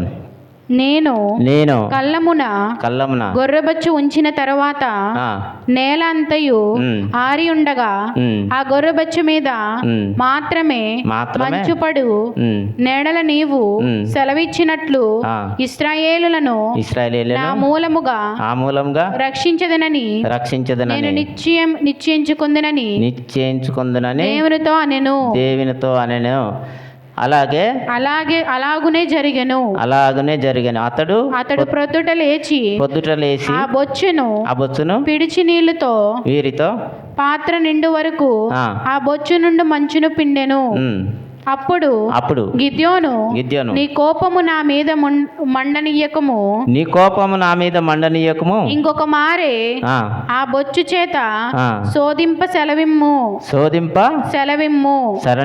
నేల అంతటి మీద మంచు పడి ఉండగా ఆ బొచ్చు మాత్రమే పొడిగా ఉండనిమ్మని దేవునితో అనగా ఆ రాత్రి దేవుడు ఇలాగ చేసెను. నేల అంతటి మీద మంచు పడినను ఆ బొచ్చు మాత్రం పొడిగానే ఉండను. అప్పుడు ఏమొచ్చింది? గిద్యోనుకు నమ్మకం అనేది వచ్చింది. దేవుడు చేయమన్నది నేను చేసేదననే నమ్మకం వచ్చి గిద్యోను ముందుకెళ్ళి 30,000 మందిని తయారు చేసుకున్నాడండి. ఆ 30,000 మందిలో కూడా అందరు కూడా ఆయనతో లేరు. 30,000 మందితో 130,000 మందిని ఎలాగ జయించగలడండి గిద్యోను? భయంతో వణికిపోతున్నాడు, పిరికివాడు గిద్యోను. అప్పుడు అడుగుతున్నాడు, ఆ 30,000 మందిలో కూడా దేవుడు చాలామందిని వెనక్కు తీసేశాడు. మనం 7వ అధ్యాయము 3వ వచనం చదువుతాము ఒకసారి. కాబట్టి నీవు ఎవడును భయపడిన ఆ 30,000 మందిలో వెనక్కి కొద్దిమంది తీసేసి నీవు ఎవడు భయపడి వణుకుచున్నాడో వాడు త్వరపడి గిలాదు కొండ విడిచి తిరిగి వెళ్ళాలని జనులు వినునట్లుగా ప్రకటించమని గిద్యోనుతో సెలవిచ్చెను. అప్పుడు జనులలో నుండి 22,000 మంది తిరిగి వెళ్ళిపోయి 22,000 మంది తిరిగి వెళ్ళిపోతే భయపడ్డవారు ఇంకెంత మిగిలారండి? 10,000 మంది మిగిలారు. అందులో కూడా వెళ్ళిపోతారు ఇంకా. అప్పుడు 10,000 మంది నిలిచి ఉండగా యెహోవా ఈ జనం ఇంకా ఎక్కువ మంది నీళ్ల యొద్దకు వారిని దిగజేయుము. అక్కడ నీ కొరకు వారిని శోధించెదను. ఇతడు నీతో కూడా పోవాలని నేను ఎవని గురించి చెప్పుదనో వాడు నీతో పోవలెను. ఇతడు నీతో పోకూడదని ఎవని గురించి నీతో చెప్పెదనో వాడు పోకూడదని గిద్యోనుతో సెలవిచ్చెను. అతడు నీళ్ల యొద్దకు ఆ జనులు దిగజేసినప్పుడు యెహోవా కుక్క గతుకుతున్నట్లు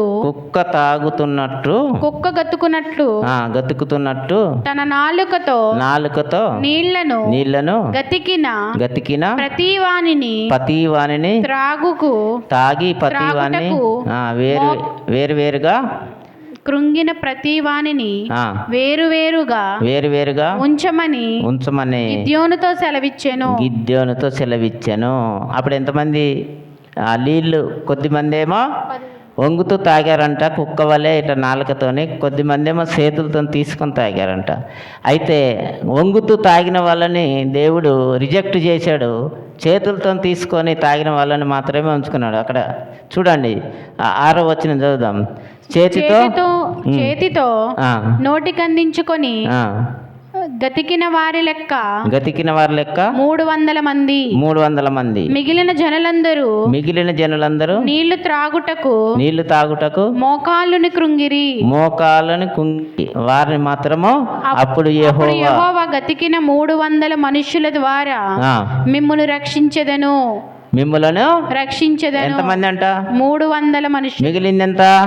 అంతా పోను 300 మంది మిగిలారండి. ఈ 300 మందితోని గిద్యోను మరి మిద్యాలీనులను జయించగలడా?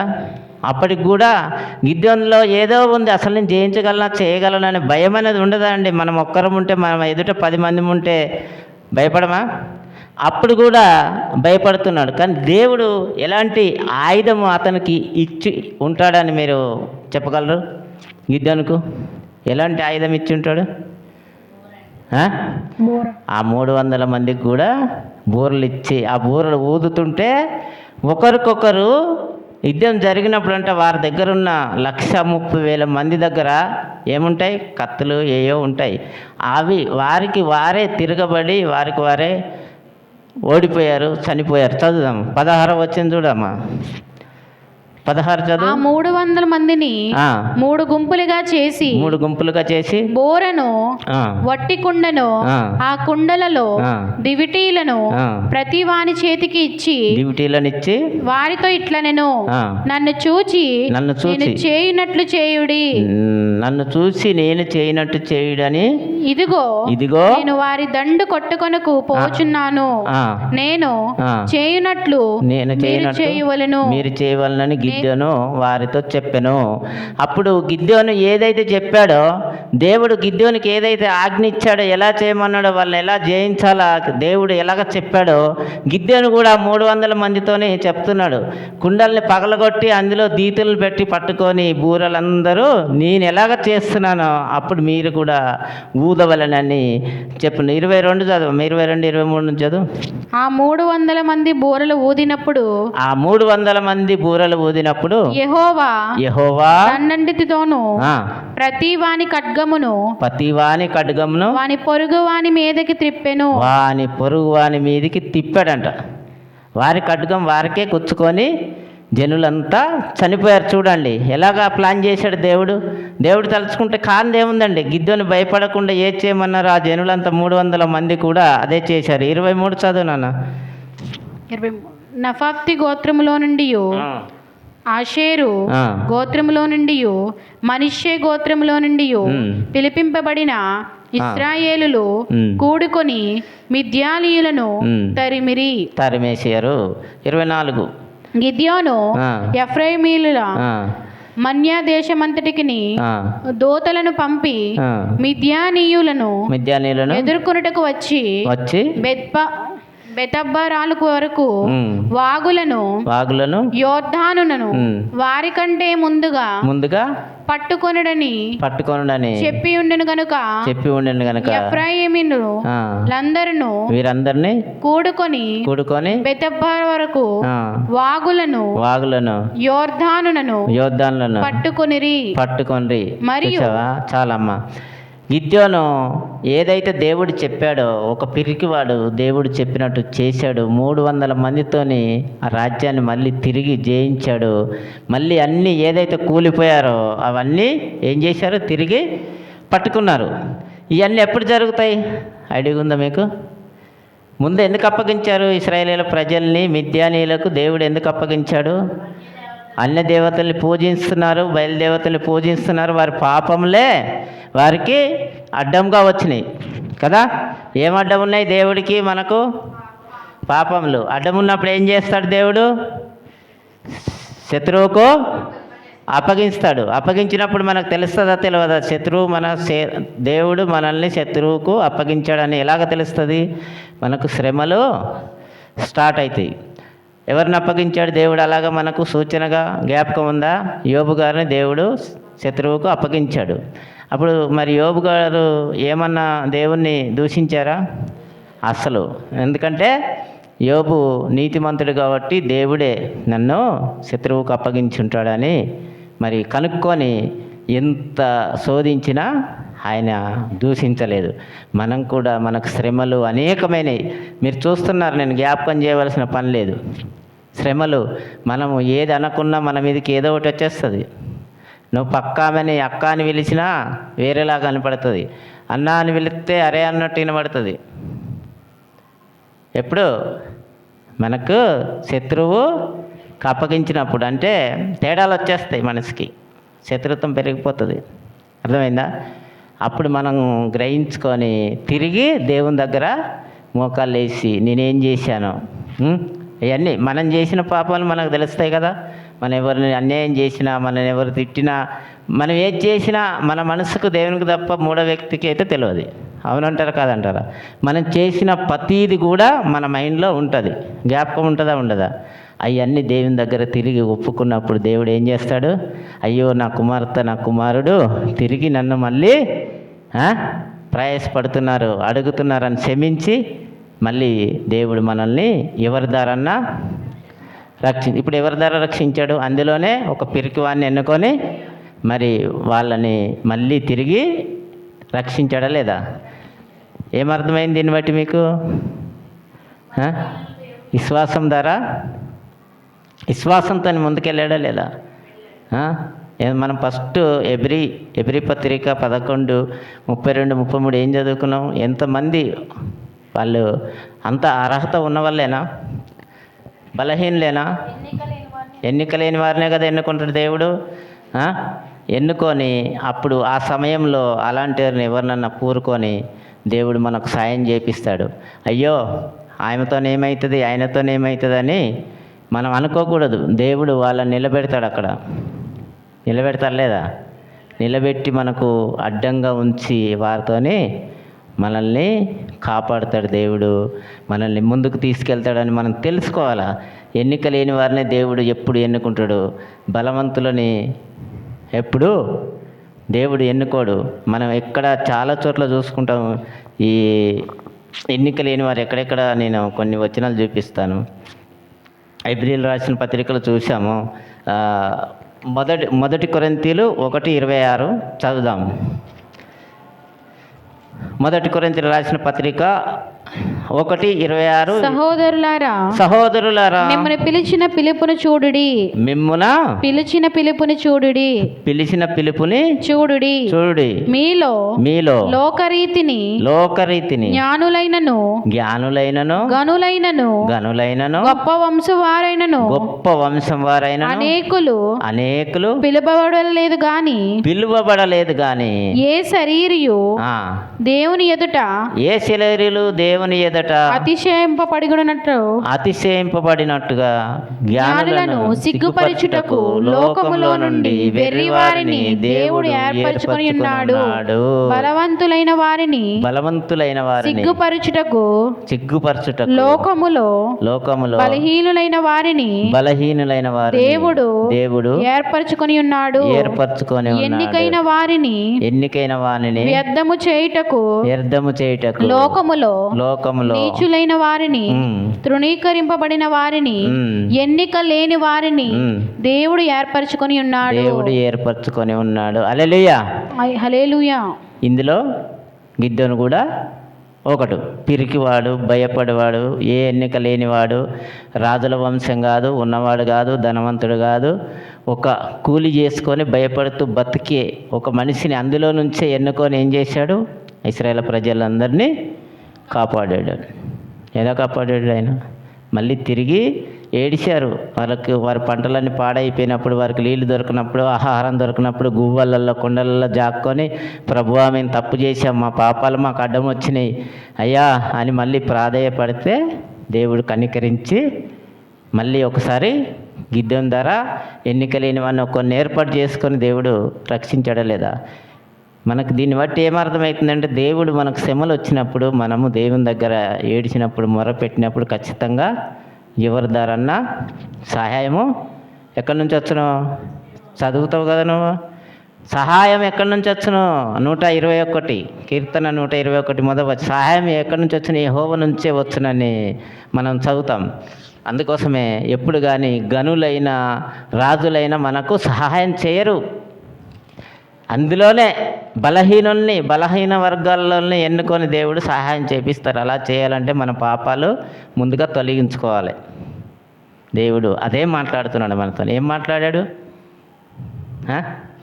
మాట్లాడాడమ్మా? బలహీనమైన వారిని ఎన్నుకొని మనల్ని కాపాడుతాడు. దానికి ముందు మనం ఏం చేయాలి? మన మధ్యలో ఉన్నాం, తొలగించుకోవాలి. ఏది కానీ ఆయన తప్ప మనకు వేరే ఒక దేవుడు లేడని మనకు ఆజ్ఞ తెలివిస్తుంది. గుర్తున్నాయా ఎన్నో ఆజ్ఞ? ఆయన తప్ప లేడు. ఎప్పుడు కూడా వేరొక దేవుణ్ణి మనం ఎప్పుడైతే దేవుని వచ్చామా, ఆయన రక్తంలో కడగబడ్డామా, ఎంత కష్టమైన నిష్ఠూరమైన ఏదొచ్చినా ఆయన్ని విడిచిపెట్టద్దు. విడిచిపెడితే ఏం జరిగింది? ఇశ్రాయేలీయుల ప్రజలకు వచ్చేసింది. అలాగే మనల్ని కూడా సాతానుకు దేవుడు సూటిగా చెప్తున్నాడు, సాతానుకు అప్పగించేస్తాడు. ఎన్ని సంవత్సరాలు? 7 ఏళ్ళు అప్పగించాడు. అది కనుక్కోకుండా మనం గుర్తిరగకుండా అలాగే ఉంటే అయిపోతుంది ఇంకా జీవితం. అది కాకముందుకే మనం కనుక్కొని తిరిగి మళ్ళీ అడిగితే దేవుడు కాపాడుతాడని మన వాక్యం సెలవిస్తుంది. అందుచేత మనం పాపాలు అడ్డంగా ఉన్నాయన్నీ వదిలిపెట్టి మనకు యేసుప్రభు వచ్చి ఏం చేసి వెళ్ళాడు? ఈరోజు మనం ఏం జ్ఞాపకం చేసుకుంటాం కదా? మన పాపాల నిమిత్తమే అడ్డుగా ఉండొద్దని కడగటానికి ఆయన గొర్రెపిల్లగా వచ్చి ప్రాణం పెట్టి మనకు ఆయన రక్తాన్ని, ఆయన శరీరాన్ని రొట్టెగా ద్రాక్షరసంగా ఇచ్చాడు. ఈ దినము మనం మొదటి వారం ఏం చేస్తున్నాము? ప్రతి మొదటి వారం మనము ఆయన్ని జ్ఞాపకం చేసుకోవడానికి మనలో ఉన్న పాప దోషంలో అడ్డుగా ఉన్నాయి. ప్రభువా, ఇవన్నీ క్షమించండి, మేము పాపులం దోషులమని ఒప్పేసుకొని ఆయన బల్లలో మనం చేయి పెట్టినప్పుడు కనికరిస్తాడు, దేవుడు మనల్ని కాపాడతాడని లేఖనం సెలవిస్తుంది. మనం బైబిల్ ఏది చెప్తుందో అట్టి విధంగా నడిస్తే దేవుడు ఖచ్చితంగా తిరిగి లేవనెత్తుతాడు. లేదు మనం అలాగా వెళితే ఇంక కిందికి వెళ్ళిపోతాం. అలాగుండకూడదు. చెప్పాలా ఎలాగుంటారు? అయ్యి బాబాయ్, మామూలుగా ఉండరు. వచ్చి పాటలు ఎలా పాడతారు? మా రాజేందర్ వస్తే బాగుండు, చక్కగా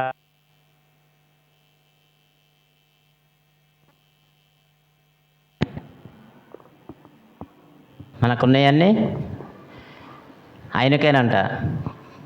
మొత్తం నటన జీవితం, లోక మర్యాదలన్నీ అనుసరించుకుంటూ వచ్చి పాటలు పాడేస్తారు, బైబిల్ చదువుతారు, మళ్ళీ చేసేదంతా అలాగుంటే దేవుడు నేను క్షమించడు. ఇస్తాడా? నిజం చెప్పండి మీరు, అలాగుంటే దేవుడు క్షమిస్తాడా? అసలు ఆరాధన అయినా చేరుతుందా? కీర్తన చదువుకున్నాం కదా మనం, అందులో ఏం చెప్పాడు? 8వ వచనం 8:14 కిందగా చదువుకున్నాక ఆరాధన అంటే ఎలా ఉండాలా ఆయన చెప్పాడు. కీర్తనలు మనం చదువుకొని వదిలేయద్దు.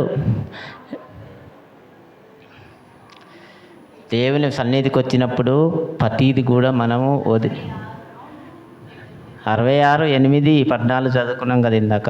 18 సారీ 18వ వచనం 66. హృదయంలో నేను పాపము లక్ష్యము చేసిన ఎడల నా హృదయంలో నేను పాపములు లక్ష్యము చేసిన ఎడల ప్రభు నా మనవి వినకపోవునని చెప్తున్నాడు. వింటాడా? ఎలా ఉండాలా? మనము దేవుని సన్నిధిలో అడుగుపెట్టినప్పుడు అన్నీ వదిలిపెట్టాలా. మళ్ళీ దీనికి దేవుని సన్నిధిలో అడుగుపెట్టినప్పుడు వదిలిపెట్టాలంటే మళ్ళీ వెళ్ళిపోయినాక మొదలుపెట్టమని కాదు. కుక్క తన వాంతికి తిరిగి చూసినట్టు తిరిగి చూడకూడదు. ఇంకొకటి జ్ఞాపకం చేస్తాను, నాకు ఇది ఎందుకు జ్ఞాపకం చేస్తానంటే అది నిజము. పందిమూత ఎక్కడ ఉంటుంది? బురదలా ఎలా దొరుకుతూ ఉంటుంది. దాన్ని నువ్వు ఎంత మంచి సర్వీసింగ్ చేయి, క్లీనింగ్ చేసి అక్కడ నిలబెట్టు, మళ్ళీ వెళ్ళి అందులోనే దొరుకుతుంది. కొంతమంది జీవితాలు మాత్రం అలాగే ఉంటాయి. నువ్వు ఎన్నెన్న చెప్పు, నీతి కవర్లు ఎంతన్నా చెప్పి కూర్చుండబెట్టి చెప్పు, వాళ్ళకి ఎన్నెన్న చెప్పు, ఇలాగ చెవులు ఊపేసి మళ్ళీ వెళ్ళి దొరుకుతూనే ఉంటారు. అలాంటి జీవితాలు పాడైపోకుండా మనం ఏం చేయాలో? ప్రార్థన చేయాలి వాళ్ళ గురించి. వాళ్ళు తిరగబడతారు మన మీద, ఎన్నో చేస్తారు, అయినప్పటికీ కూడా తగ్గించుకొని ప్రార్థన చేయాలి. కానీ మనం వాళ్ళలాగా వివరిస్తే ఒకవేళ కోపానికి వచ్చామనుకో వారికి మనకు తగ్గించుకొని మనము దేవుడు చెప్పిన మాటలను చెప్పి మార్చే ప్రయత్నంలో ఉండాలి, ప్రార్థన చేయాలి. ఇటు విధంగా విశ్వాసం ద్వారా దేవుడు మనకు సాయం చేస్తాడని నమ్మిన వారు దేవునికి స్తోత్రం చెబుదాం. ఏం చేశాడు? హల్లెలూయా. చక్కటి మాటలు గిద్దెని పిరికివాని గురించి మాట్లాడాడు దేవుడు. తిరిగి మళ్ళీ వారు ప్రార్థించినప్పుడు ప్రయాదపడినప్పుడు మరి ఆ దేశాన్ని మళ్ళీ తిరిగి కాపాడాడు. విశ్వాసం ద్వారానే ఏదైనా జరుగుతుంది. సింహాల నోళ్ళు మూసేయబడను అని ఎంతమంది వాళ్ళందరూ పౌలు గారు ఏమన్నారు? వీరందరి గురించి వివరించడానికి నా దగ్గర లేదు. సరిపోదు, చాలా రోజులు పడుతుంది. ఈ ఒక్కరి గురించి మాట్లాడుకున్నందుకు, ఈ అవకాశం దేవుడు ఇచ్చినందుకు, ఇట్టి మాటలు దేవుడు దీవించి ఆశీర్వదించి ఈ మాటలు మనం విని విడిచిపెట్టకుండా, ఆ మాటలు దేవుడు మనతో ఎందుకు మాట్లాడాడు, మన పాపంలే అడ్డమున్నాయని అర్థం చేసుకొని ఈ దినము ఎవరన్నా నిజంగా అలాంటి వారు ఎవరన్నా ఉంటే నాతో పాటు కూడా అన్నీ వదిలిపెట్టి ఆయన బల్ల చేపెడదాం. ఓకే, ఆమేన్. దేవుని నామానికి మహిమ కలుగును. చిన్న ప్రార్థన చేసుకుంటాం. పరిశుద్ధుడు తండ్రి దేవా, నీకు వందనాలు యేసయ్యా. అవునైనా మా పాపములు దోషములు అయ్యా అవే అడ్డం వస్తున్నాయి నాయన. అవన్నీ వదిలిపెట్టినప్పుడే మీరు ఎవరి ద్వారాన్నా మమ్మల్ని కాపాడుతారు, విశ్వాసం ద్వారాని మీ లేఖలను సెలవిస్తుంది ప్రభువా. తిరిగి మళ్ళీ నీ వద్దకు చేరడానికి సహాయం దయచేయండి.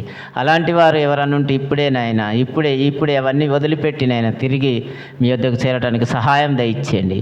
ఇదిగో ప్రతి ఒక్కరు కూడా నాయన నీ రొట్టె ద్రాక్షరసం నాయన అయోగ్యంగా తీసుకోకుండా యోగ్యంగా తీసుకోవడానికి సహాయం దయచేయమని ఇంతవరకు నాయన మాతో మాట్లాడిన మాటలన్నీ నీ పిల్లలందరూ ఉదయంలో నాటుకొని వివరించి నాయన ఇంకా అనేకులకు నాయన వివరించి ముందుకెళ్ళడానికి సహాయం దయచేయమని నజరేయుడైన యేసు పరిశుద్ధ నామములో అడుగుతున్నాను తండ్రి, ఆమేన్. హల్లెలూయా. సమయంలో 1 కొరింథీయులు 11వ అధ్యాయము 23వ వచనం నుంచి 30 వరకు బల్ల వాక్యం చదువుకొని బల్ల కార్యక్రమం నడిపించుకుందాం. ఈ వాక్యము మన దివ్య వచ్చి చదువుతారు.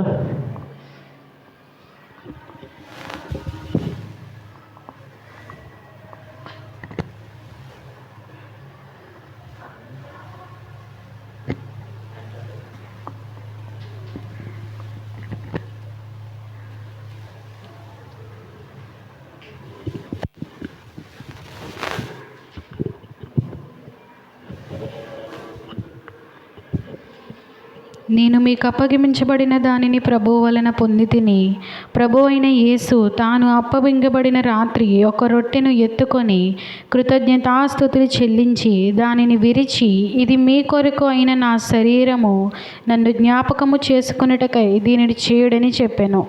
ఆ ప్రకారమే భోజనమైన పిమ్మట ఆయన పాత్రను ఎత్తుకొని, ఈ పాత్ర నా రక్తము వలనైనను క్రొత్త నిబంధన, మీరు దీనిలోనిది త్రాగినప్పుడల్లా నన్ను జ్ఞాపకము చేసుకొనుటకై దీన్ని చేయుడని చెప్పెను. మీరు ఈ రొట్టెను తిని ఈ పాత్రలోనిది త్రాగునప్పుడల్లా ప్రభు వచ్చే వరకు ఆయన మరణమును ప్రచురించెదరు. కాబట్టి ఎవడు అయోగ్యముగా ప్రభు యొక్క రొట్టెను తిననో లేక ఆయన ప్రార్థనలోనిది త్రాగునో వాడు ప్రభు యొక్క శరీరమును గూర్చియు రక్తమును గూర్చియు అపరాధియగును. కాబట్టి ప్రతి మనుష్యుడు తన్ను తాను పరీక్షించుకోవలెను. అలాగున చేసి ఆ రొట్టెను తిని ఆ పాత్రలోని త్రాగవలెను. దేవుడి యొక్క పరిశుద్ధ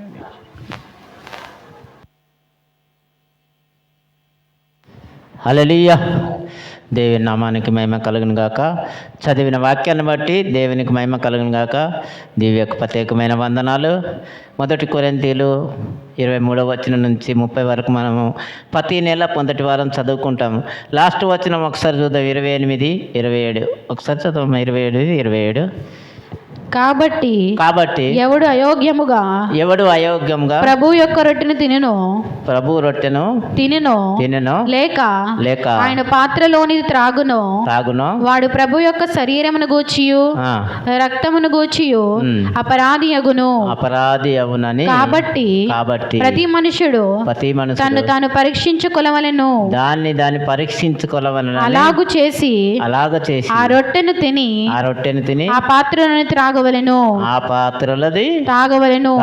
ఆమేన్. చాలమ్మా. మనము అయోగ్యంగా ఏ మనసులో మనది ఏదైతే మనకు ఏం అడ్డమున్నాయో అవన్నీ ఇప్పుడే ఒప్పేసుకొని మనం ఏం చేయాలా? రొట్టె ద్రాక్షరసం తీసుకోవాలి. అందరూ ఎవరైతే బల్లలో చేయి పెడతారో, ఒకవేళ బలంగా ఉంటే మోకాళ్ళ మీద ఉండొచ్చు, లేదంటే లేచి నిలబడితే మనము బల్ల కార్యక్రమం నడిపించుకుంటాం. పాట పాడుతుండగా బల్ల కార్యక్రమం నడిపించుకుందాం. స్టార్ట్ చేయాలి.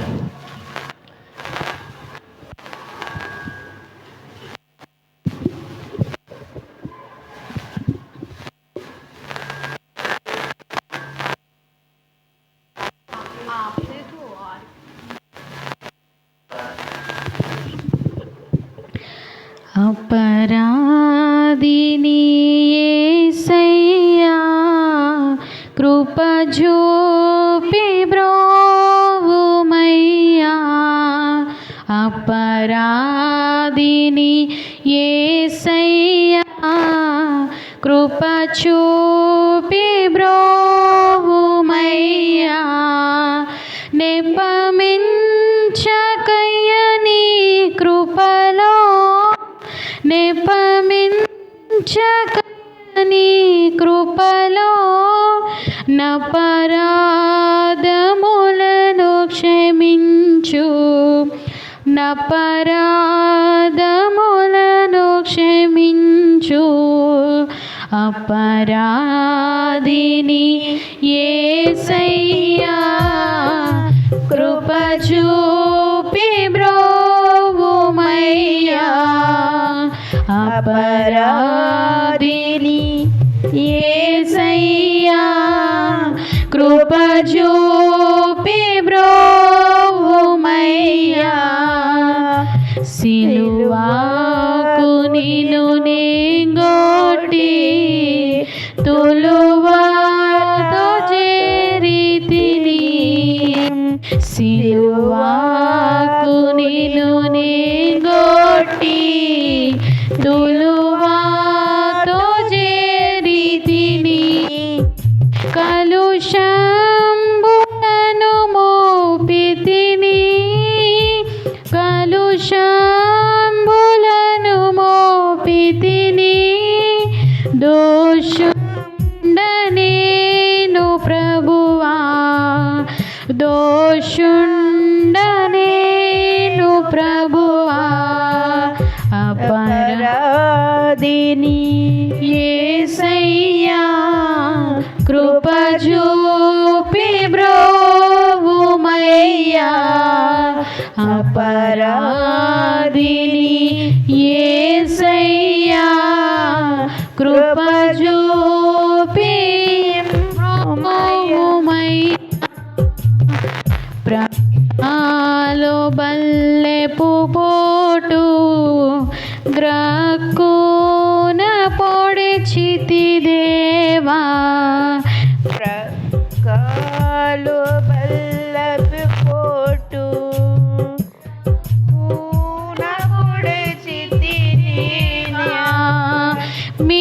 మీకేలి బాధించితిని మీకేలి బాధించితిని మాకు వజూపితివయ్యా మాకు వజూపితివయ్యా అపరాధిని యేసయ్యా కృప చూపి బ్రోవుమయ్యా అపరాధిని యేసయ్యా కృప చూపి బ్రోవుమయ్యా దాహం బుగొనగా చేదు చిరకను ద్రావనిడిచితి దాహం బుగొనగా చేదు చిరకను ద్రావనిడితి ద్రోహుండనై చేసితివి ద్రోహుండనై చేసి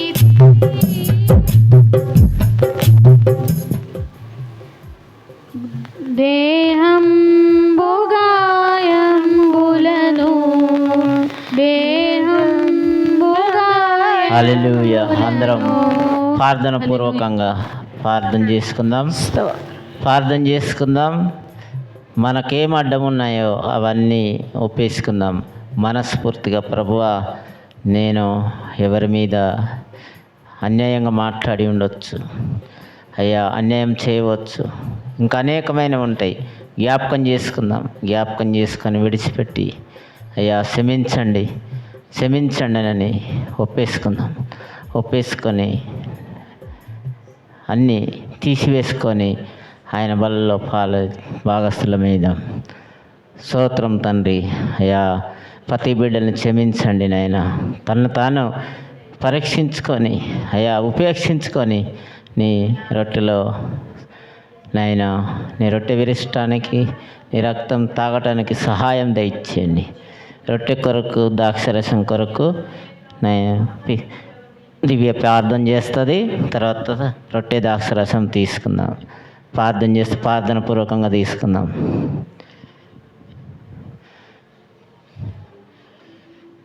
రొట్టె ద్రాక్షరసం కొరకు దివ్య ప్రార్థన చేసుకుందాము. అందరికీ స్తోత్రము స్తోత్రము స్తోత్రము నాయన మా ప్రియ పరలోకపు తండ్రి, నీ ఘనమైన నామానికి వందనాలు. స్తోత్రం స్తోత్రాలు ప్రభువా.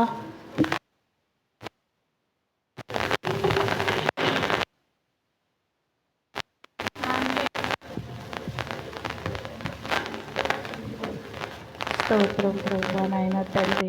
అయా నాయన ప్రభా మమ్మల్ని ప్రేమించి తండ్రి నాయన మా యొక్క మంచితనాన్ని బట్టి కాదు కానీ ప్రభా కేవలం నీ ప్రేమను బట్టి ప్రభా నాయన యేసయ్య నీ ప్రియ కుమారుని ప్రభా నాయన ఈ లోకానికి ప్రభా నాయన అయా మా కొరకు మా పాపాల కొరకు ప్రభా నాయన యేసయ్య అయా నాయన ప్రభువానికి స్తోత్రాలు ప్రభా నాయన సిలువలో ప్రభ మా కొరకు నీవు చేసిన త్యాగానికై నీకు వందనాలు తండ్రి నాయన ప్రభా. అయా నాయన తండ్రి ఈరోజు ప్రభా నాయన నీ శరీరమును నీ రొట్టును ప్రభా నాయన తండ్రి అయా నీ జ్ఞాపకార్థంగా ప్రభా నాయన మేము భుజించుండగా ప్రభా మేము యోగ్యులుగా నాయన ప్రభా నీ శరీరాన్ని తీసుకోవడానికి మాలో ఉన్న ప్రతి పాపాన్ని విడిచిపెట్టి ప్రభా నాయన అయా నాయన తండ్రి నీ కుమారు నిమిత్తము ప్రభా నాయన మాకిచ్చిన ధన్యతను బట్టి ప్రభా నాయన త్వరగా రాని యేసుక్రీస్తు నామమున అడుగుచున్నాను తండ్రి, ఆమేన్. అందరము ప్రార్థన పూర్వకంగా ముందుగా ఆయన రొట్టెని విరిచి తర్వాత ఆయన శరీరాన్ని విరిచిన తర్వాత ఆయన రక్తాన్ని తీసుకోండి ప్రార్థన పూర్వకంగా.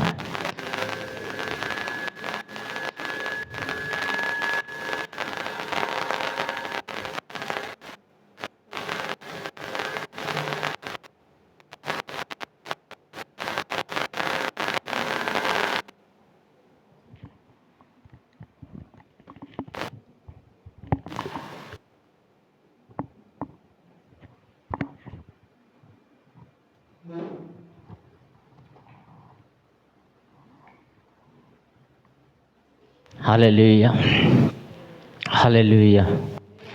దేవుని నామానికి మహిమ కలుగును గాక. అందరూ తీసుకున్నట్టయితే ప్రార్థన చేసుకుందాం. ఇంకెవరికన్నా అందరికి వచ్చింది కదా, అందరం లేచి నిల్చుండి కూర్చోండి. ఒక నిమిషం కానుకల పాట పాడుకొని ఒక లైను కానుకలు పట్టుకుందాం.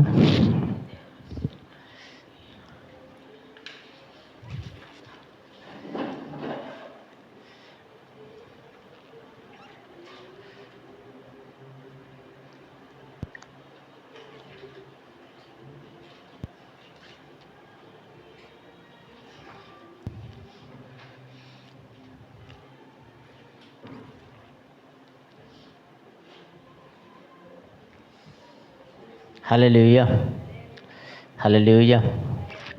పాట పాడతారా? ఎలా కానుకల పాట ఒక లైన్.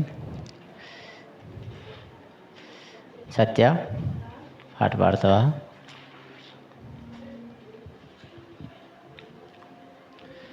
హల్లెలూయా.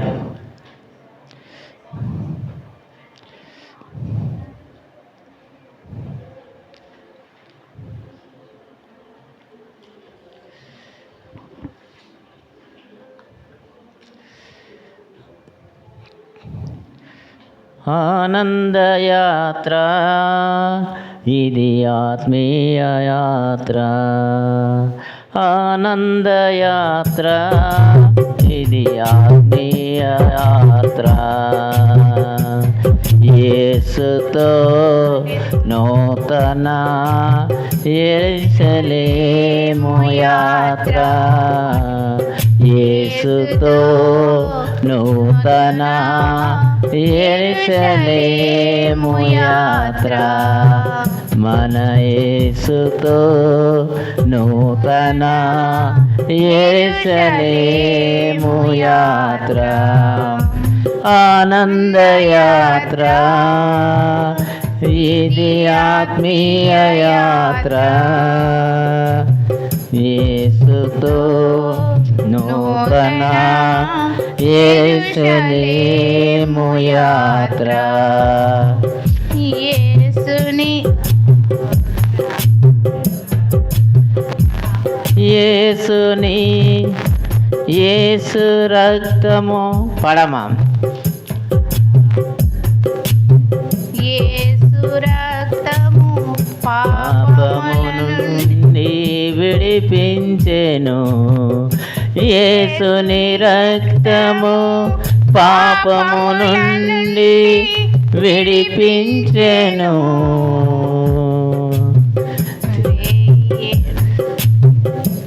ఏనోళ్ళ స్తుతించును,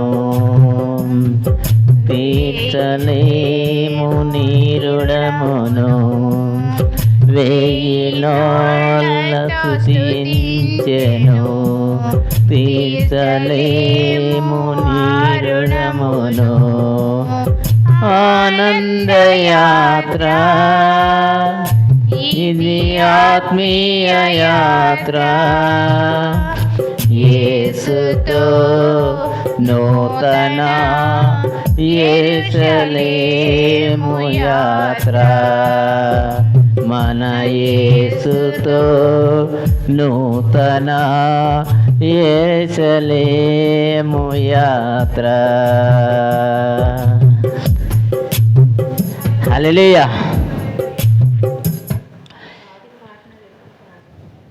అందరూ లేచి నిల్చుంటే ప్రార్థన చేసుకుందాం. అందరం కలిసి ప్రార్థన చేసుకుందాం. అందరు లేచి నిల్చుండి ముగింపు ప్రార్థన చేసుకుందాం.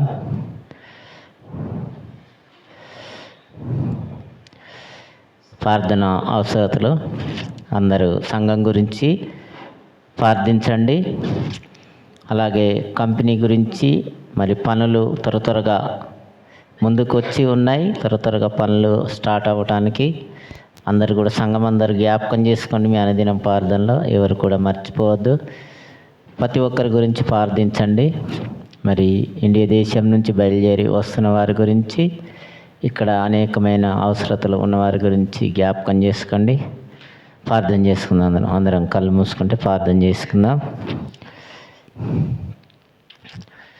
పరిశుద్ధుడు పరిశుద్ధుడు పరలోకమందున కన తండ్రి, ఘనమైన శ్రేష్టమైన నామానికి స్తోత్రాలు ప్రభువా. ప్రేమగల తండ్రి, ఇంతవరకు నడిపించారు. ప్రారంభం మొదలుకొని ఆఖరి వరకు మా మధ్యలో ఉండి నడిపించారు నాయన. ఇదిగోనైనా ఇది ముగించుకొని మేము తిరిగి ఇంటికి వెళ్ళేంత వరకు మీ సహాయం ఉంచండి. ఇదిగో వచ్చిన బిడ్డలందరినీ మీ చేతులకు అప్పగిస్తున్నాం ప్రభువా. అయ్యా, నిన్ను స్తుతించి ఘనపరిచి ఉన్నారు పిల్లలందరూ. అయ్యా, మాయపరిచి ఉన్నారు నాయన. వారికి ఏ అవసరతలు ఉన్నాయో మీ సహాయం దయచేయండి. వారి కుటుంబాలని జ్ఞాపకం చేసుకోండి. వారి పిల్లల్ని జ్ఞాపకం చేసుకోండి. వారు చేస్తున్న పనిని జ్ఞాపకం చేసుకోండి నాయన. అన్ని విషయాలలో కృప చూపించమని మీరే ముందుండి నడిపించండి. మీ సహాయం అందించండి. ఇంకా రాలేకుండా ఉన్న బిడ్డల్ని నాయన మళ్ళీ ఈ వారం రావడానికి సహాయం దయచేయండి. ఇండియా దేశం నుంచి బయలుదేరి నాయన ఈ దినము వస్తున్న బిడ్డల్ని జ్ఞాపకం చేసుకోండి. క్షేమంగా కతర దేశానికి తీసుకొని రమ్మని నాయన వారికి మీ కృపనుంచమని ప్రార్థిస్తున్నాం తండ్రి. ఇదిగో నేను అన్ని విషయాలలో కృప చూపించినందుకు నీకు వందనాలు. ప్రతి బిడ్డని జ్ఞాపకం చేసుకోండి. ఏ అవసరతలతో వచ్చారో, ఎందు నిమిత్తం వచ్చారో నాయన వారి ఆశ కలిగిన పానాన్ని తృప్తిపరిచి నాయన నిండుగా మెండుగా దీవించి పంపించండి నాయన. అనేకులకు నాయన సహాయపడేలాగా నాయన బిడ్డలందరినీ దీవించండి నాయన. రాజులని అధికారులను జ్ఞాపకం చేసుకోండి. సంఘాలను జ్ఞాపకం చేసుకోండి. సంఘ బిడ్డలందరినీ జ్ఞాపకం చేసుకోండి నాయన. అన్ని చోట్లలో మీ పరిశుద్ధాత్మతో మీ ఆరాధన జరిపించమని, ఈ దినమంతా ఎక్కడైతే ఆరాధన జరుగుతుందో అక్కడ మీ పరిశుద్ధాత్మతో నడిపించమని జ్ఞాపకం చేసుకోమని నాయన. శాంతి సమాధానంతో నడిపించమని నాయన. బిడ్డలందరూ నీ పరిచర్య కొరకు నాయన మరి గుప్పులు విప్పి నాయన కానుక పంగా వారు ఇచ్చి ఉన్నారు. ఎంతైతే వెచ్చించారో నాయన 30 అంతలు 60 అంతలు 100 అంతలు ఫలింప చేయమని వారి కుటుంబాన్ని దీవించి ఆశీర్వదించమని. ఇదిగో నాయన ఈ నాయన మందిరం కొరకు రెంట్ విషయంలో మరి బిడ్డలందరూ సహాయపడుతున్నారు నాయన. వారిని జ్ఞాపకం చేసుకోండి, ఇంకా బలపరచండి నాయన. మరి వారానికి ఒక్కరు నాయన అందరికీ భోజనాలు ఏర్పాటు చేస్తున్నారు. ఈ దినం మొదటి వారం సత్య కుటుంబము మరి భోజనాలు ఏర్పాటు చేశారు. మంచి ఆత్మీయ వాక్యాన్ని మాకు అందించినందుకు లెక్కలేని స్తుతులు నాయన. అలాగే ఆత్మీయ ఆహారం పాటు శరీర ఆహారం కూడా కుటుంబము అందరికీ సిద్ధపడి చేశారు. ఆ కుటుంబాన్ని దీవించి ఆశీర్వదించండి, జ్ఞాపకం చేసుకోండి. ఎంతైతే ఖర్చు చేశారో అంతకంత నూరంతలు ఫలింపజేయమని ప్రార్థిస్తున్నాం తండ్రి. నాయన అనేక బిడ్డలు ఇంకా లేవనెత్తండి నాయన, నీ పరిచర్యలో వాడుకోవడానికి సహాయం దయచేయండి. అందరూ కలిసి నాయన నీ పరిచర్యలో ముందుకు సాగడానికి సహాయం దయచేయమని జ్ఞాపకం చేసుకోమని నాయన. అయ్యా ఇంకెవరినైనా మర్చుంటే దయతో మమ్మల్ని క్షమించమని తండ్రి. బిడ్డలందరూ నాయన ఆహారం భుజించి ఇంటికి తిరిగి వెళ్ళే వరకు అందరినీ జ్ఞాపకం చేసుకోమని తండ్రి. మీరు అక్కడ వచ్చేవారికి ఆలస్యమైతే నేను మమ్మల్ని సిద్ధపాటుగా ఉంచమని, నేను ఎత్తబడే సంఘంలో ఉంచమని నేను మమ్మల్ని అందరినీ ఒకసారి మీ చేతులకు అప్పగించుకుంటూ నజరేయుడైన యేసు పరిశుద్ధ నామములో అడుగుతున్నాను తండ్రి. ఆమేన్. పరలోక ప్రార్థన. పరలోకమందున మా తండ్రి, నీ నామం పరిశుద్ధపరునుగాక, నీ రాజ్యం వచ్చునుగాక, నీ చిత్తం పరలోకమందు నెరవేరినట్టు భూమి అందు నెరవేరునుగాక. నేడు మాని దినం ఆహారం మాకు దయచేయమని, మా ఎడల అపరాధం చేసిన వారు మేము క్షమించిన ప్రకారం మా అపరాధం క్షమించుమని, శోధనలోకి కీడులోకి తేకుండా దుష్టుని తప్పించమని, ఎందుకనగా రాజ్యము శక్తి మహిమ నిరంతరం నీవై ఉన్నావు తండ్రి. తండ్రి కుమార పరిశుద్ధాత్మ అన్యున సహవాసం సకల పరిశుద్ధులకు నైనా, ఇండియా దేశానికి కతర దేశానికి రాజులకు అధికారులకు సంఘాలకు నైనా దాసులకు, మా సంఘానికి సంఘ బిడ్డలందరికీ వారి కుటుంబాలకు నాయన ఎప్పుడు ఎల్లప్పుడు సదాకాలం తోడై ఉండునుగాక. ఆమెన్. హల్లెలూయా, హల్లెలూయా. అందరూ శ్రద్ధగా ఇన్నందుకు ప్రత్యేకమైన వందనాలు అందరికీ.